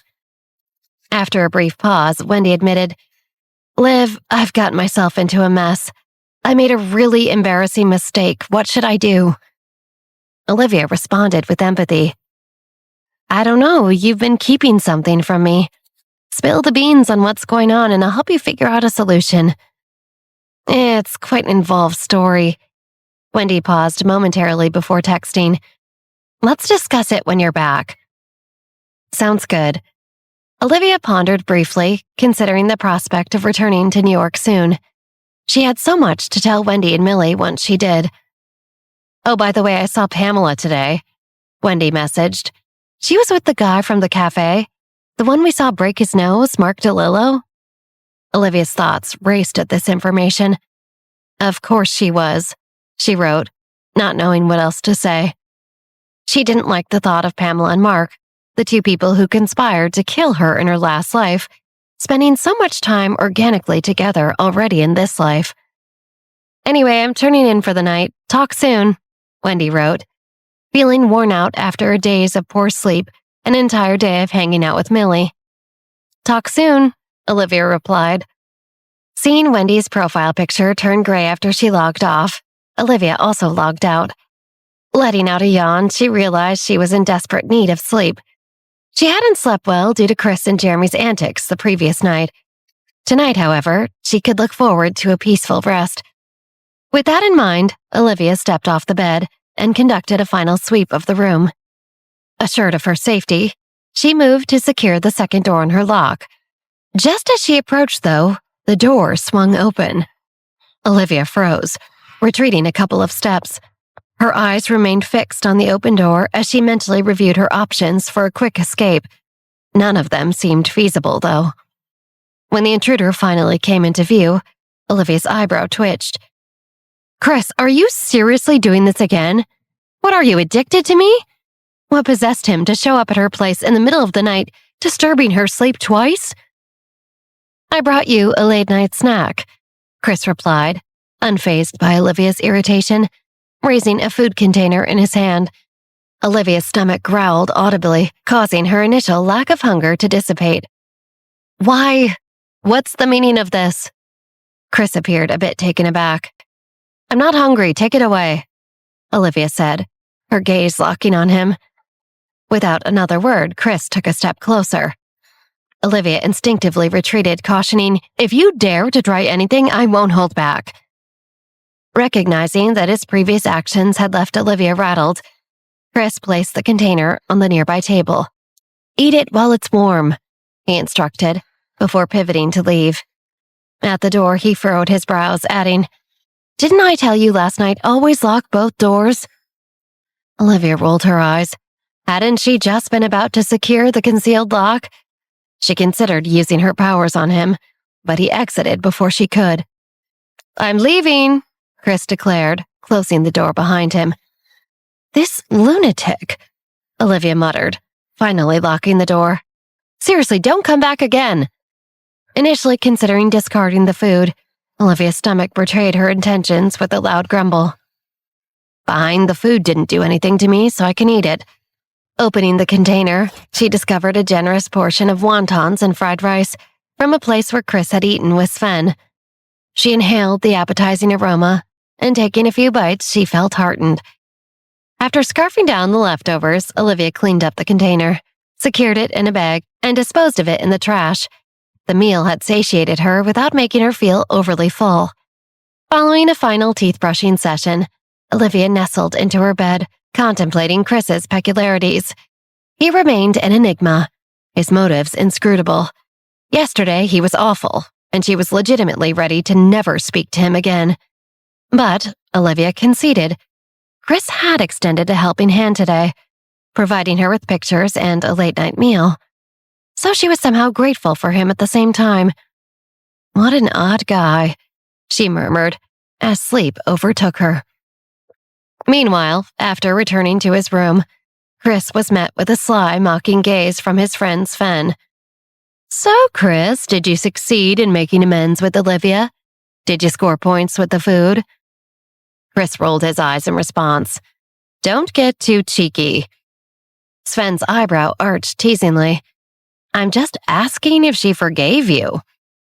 Sven knew that Chris hadn't eaten the wontons or fried rice himself. He had merely heard that they were the best ones in Philly, and so he ordered Olivia a big batch of them and brought them directly to her room, pretending that they had been his leftovers, when in reality, he paid the restaurant to make them especially for Olivia right before closing. Enough with the chatter, Chris retorted in a cold tone. Fine, I'll shut up, Sven replied with a grin, but eyed his boss. Why are you looking at me like that? Chris directed his gaze at him. Well, you know how we shot a secret video of the meeting of the 7 families today? I've gone through what Greg Kung discussed 2 or 3 times. There's nothing unusual about it, Sven stated, furrowing his brows. It's a market analysis and a discussion about future developments. It seems unnecessary to convene the 7 major families for something this straightforward, right? Sven couldn't grasp the reasoning behind it. Holding a video conference for such matters should have sufficed. The Kong family has 3 objectives, Chris stated, eyeing Greg in the video. First, it's to draw the Park family out of hiding. Second, it's a show of intimidation to the other 6 families. And third, it's still for the Park family. Wait a minute, what do you mean? Sven was perplexed. 2 objectives are for the Park family? The first was to pressure the Park family into making an appearance. I get that. And I also understand using the Kong family's extensive intelligence network to control and monitor the other big 6 families. But what do you mean with the third objective? Do you know how the Park family collapsed 17 years ago? Chris's lips curled as he spoke. Officially, they claimed it was due to someone framing the Park family. But what's the truth? The 7 major families had strong connections. If it weren't for consensus among the other 6, could they really just watch the Park family crumble and go bankrupt? Are you suggesting that the 6 major families were involved in the Park bankruptcy back then? Sven was taken aback. I can't say for sure. Chris avoided delving further. But at the very least, no one wanted the Park family to be as powerful as they were. Sven wasn't completely aware of the events at the time. He simply assumed the Park family was positioned towards the bottom in the rank of the 7 major families. Have you ever thought about how Andrew, also known as Old Ghost Andrews, earned his new title and money in Europe? Chris's brow creased slightly. He fled New York country with nothing to his name. In just 17 years, he's risen to a certain level of power in Europe. Clearly, he has power if Duke Lee is dealing with him. Had he not been forced to leave and formed an alliance with the other 6 major families, the Jones family wouldn't be as dominant across the continent as they are today. That makes sense. Sven nodded. They had been following Duke Lee's trail for some time and had unearthed a few discoveries. Even this small amount of information was sufficient to astonish them. Unfortunately, people's intentions are hard to decipher. Chris shook his head. Andrew Park's actions are puzzling. He's blocked the paths of numerous people as they tried to climb to the top of society. True, Sven agreed.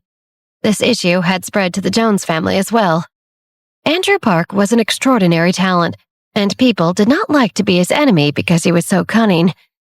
This is why Chris's grandfather sought him out to arrange a marriage between Chris and Olivia, the Park family's heir. With the reappearance of the Park family, some individuals might find it hard to remain still. Chris narrowed his eyes, gathered the team, and discreetly protect Olivia. Understood, Sven nodded, swiftly typing commands on the keyboard. Chris watched the covertly obtained video they had filmed earlier at the meeting. In it, Olivia attentively listened to Greg. Sometimes she nodded in agreement, other times she seemed drowsy. Every expression, every smile and a frown was captivating. Moving his focus away from Olivia's face, Chris examined the others. After a pause, he furrowed his brows slightly and then looked away, repeatedly pressing pause as he examined another person. Displeasure flashed across his eyes. Why did Jeremy keep staring at his fiancée throughout the video? Should I deal with him right here and right now? Chris thought. If he didn't, Jeremy might remain a thorn in his side, showing an undue interest in Olivia. The audacity. Jeremy Jarboldi, Chris muttered, feeling that Jeremy harbored inappropriate intentions toward Olivia. The following day, when Olivia woke up, she stretched her body. She intended to get out of bed, but was swayed by a lingering sense of laziness. Remaining in bed, she picked up her phone and began reading the morning news. A local message caught her attention. A male body had been discovered near their hotel.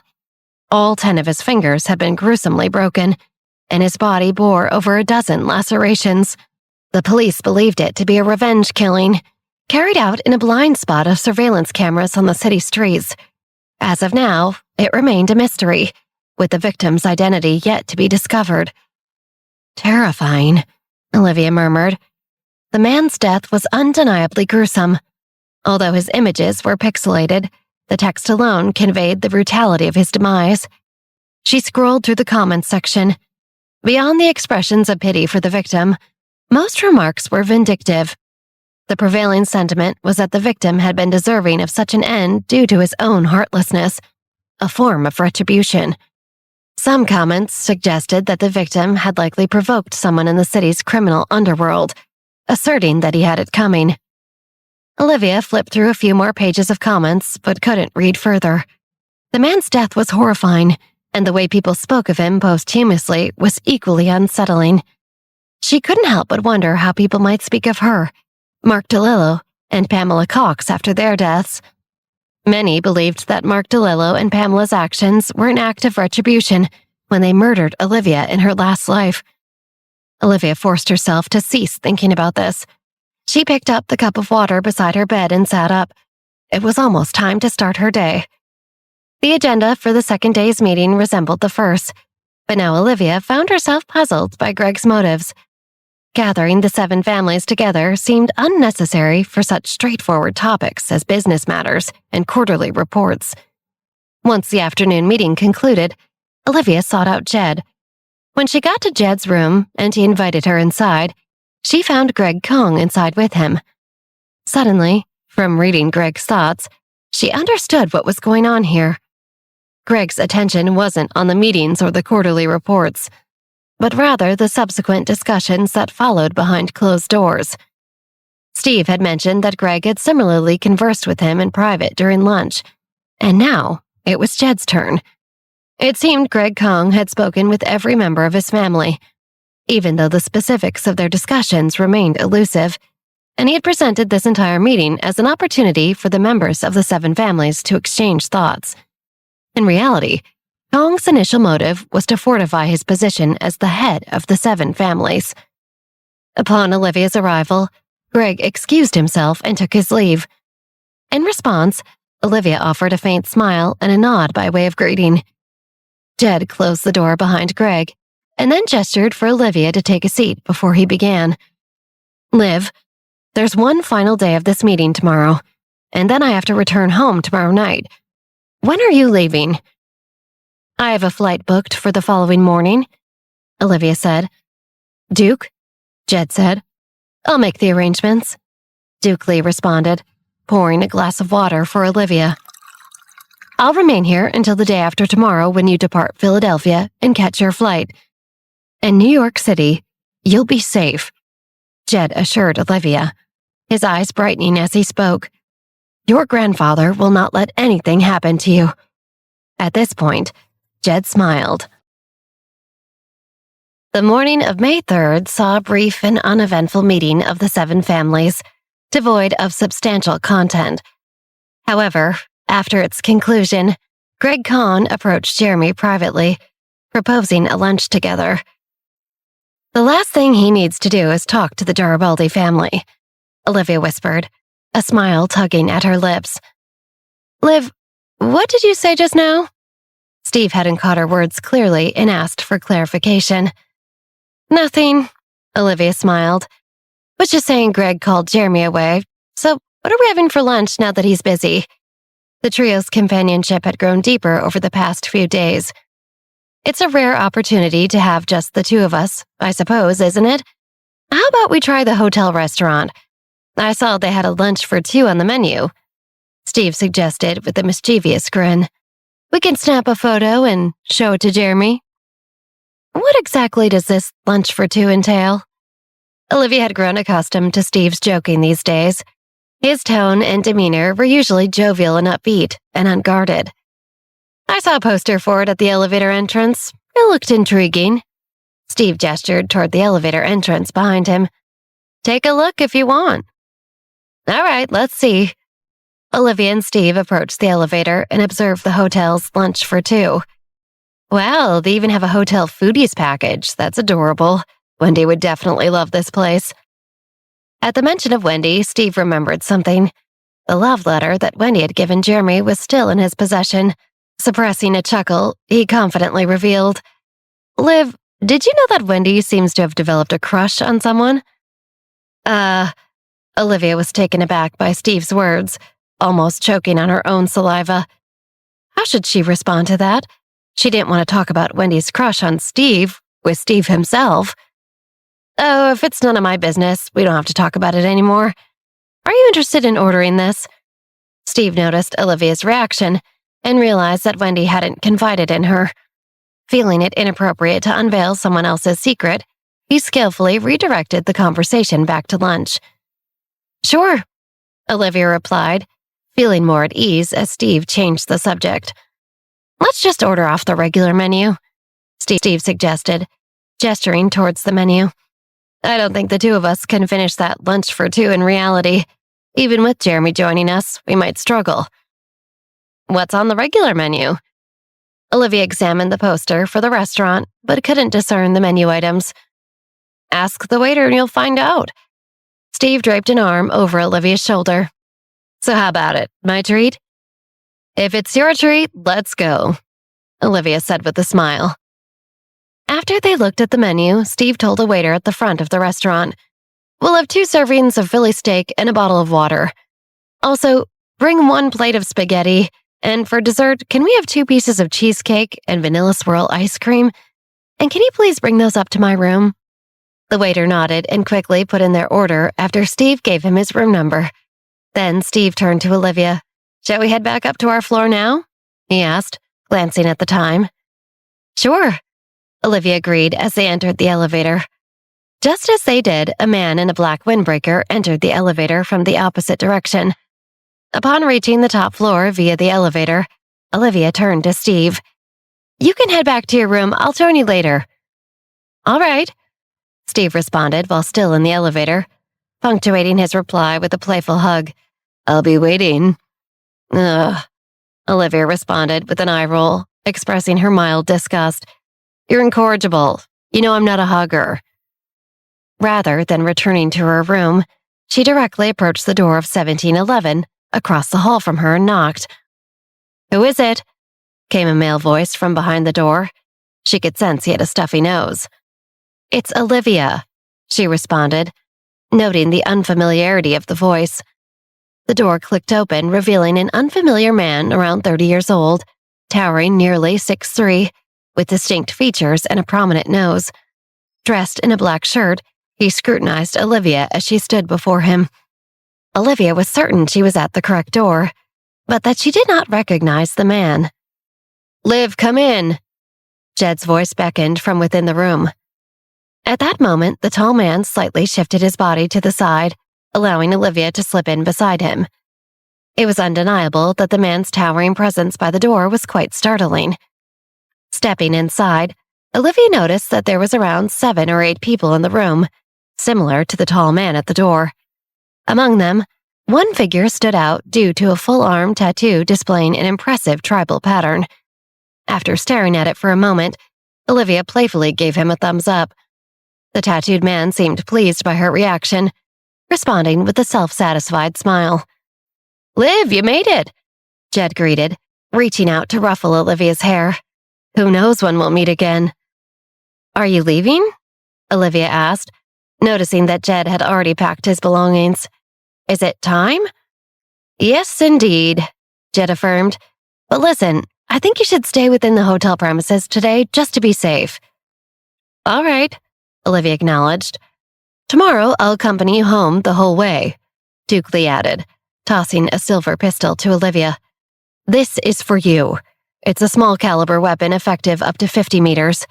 Also, I'm giving you a discreet gun kit that won't be detected by security." "Huh?"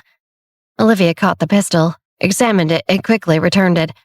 "I'd rather not. I have no idea how to handle a firearm. What if it accidentally goes off?" "You don't know how to use a gun?" Duke Lee seemed momentarily taken aback, then turned to Jed with a hint of disbelief. What kind of situation was this?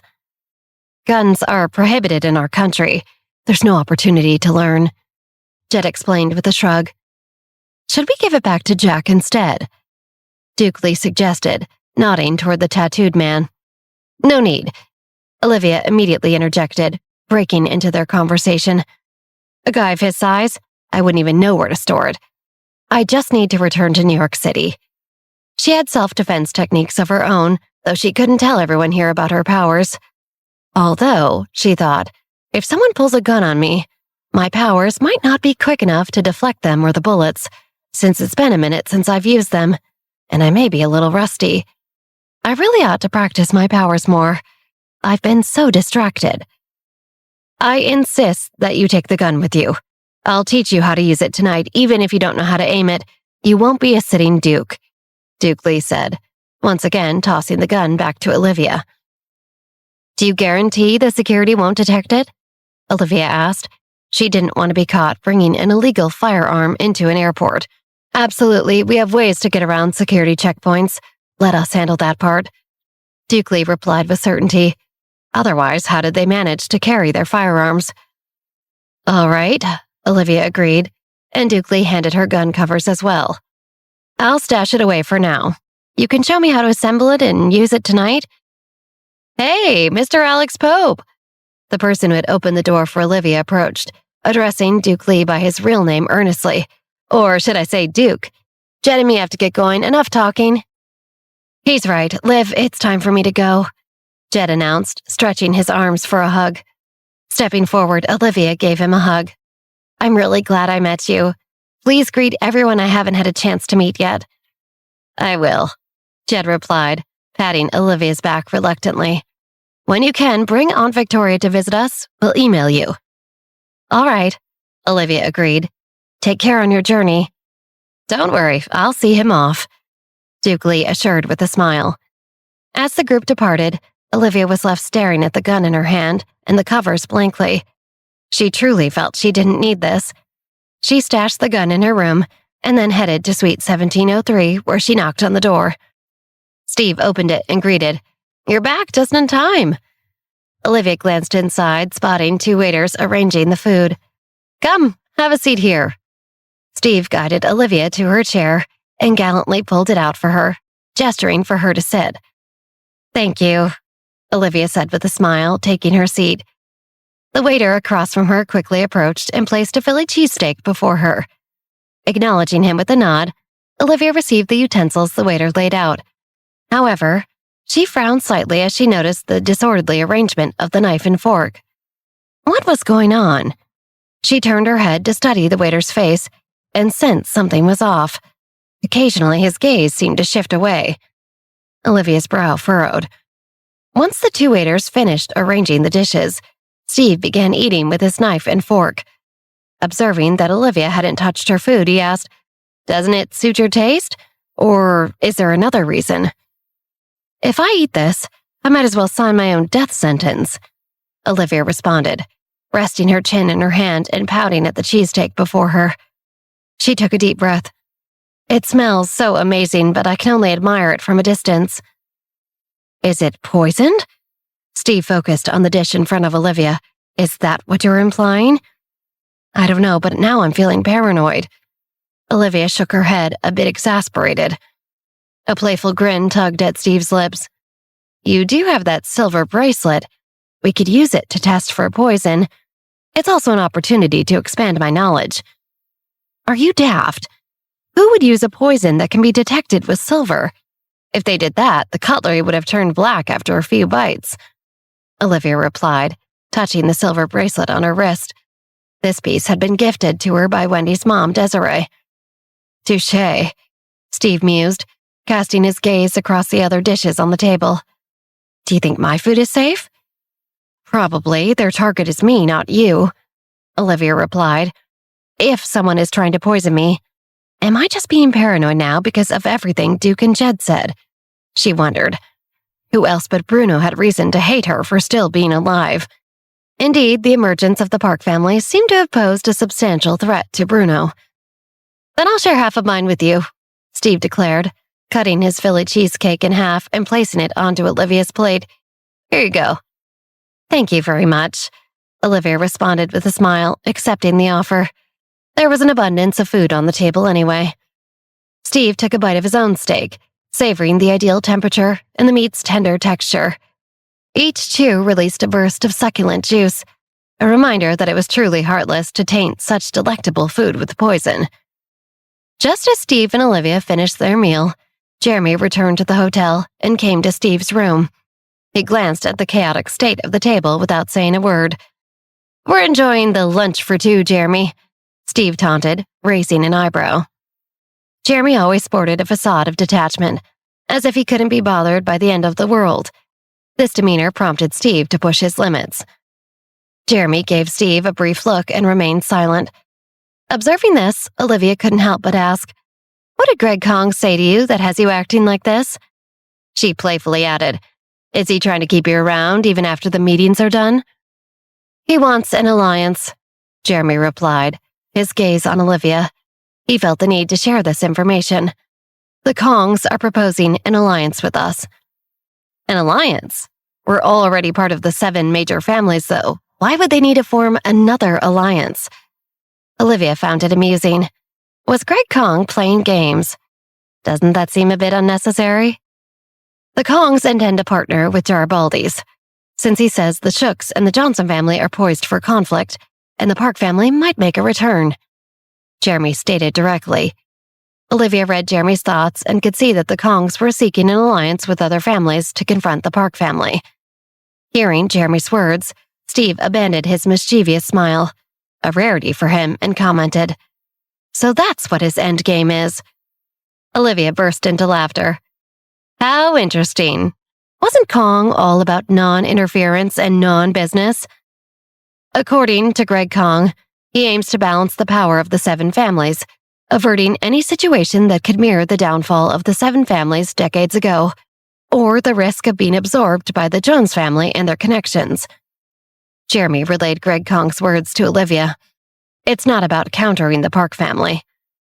"What a load of nonsense," Olivia responded with a scornful smile. "Why didn't Kong step up to aid the Park family when they went bankrupt 17 years ago? Balancing the power of the 7 major families, huh?" "The 7 major families have always been like this," Steve remarked disdainfully. The more they preach justice and fairness, the darker their greed becomes. What's the point of all this? Olivia coldly snorted and began walking towards the door. However, before she could step out, Jeremy caught hold of her arm, halting her. "Where are you going?" Jeremy asked as he grasped Olivia's arm. "I'm not going anywhere. I'm just headed back to my room," Olivia responded. What could she do? She held no authority or influence to proclaim herself a member of the Park family. She had only encountered 2 Park family members, and even if she claimed affiliation with the Johnson family, the Johnson family members like Bruno and Edward wanted her gone anyway. So who was she really? Did she even belong here? "Refrain from acting impulsively," Jeremy urged, still holding on to Olivia's wrist. "If this is simply about having a lions to keep order." Olivia inhaled deeply and turned around. "Then I'll also seek out alliances." "That's a spirit. Count me in," Steve chimed in, always ready to stir the pot.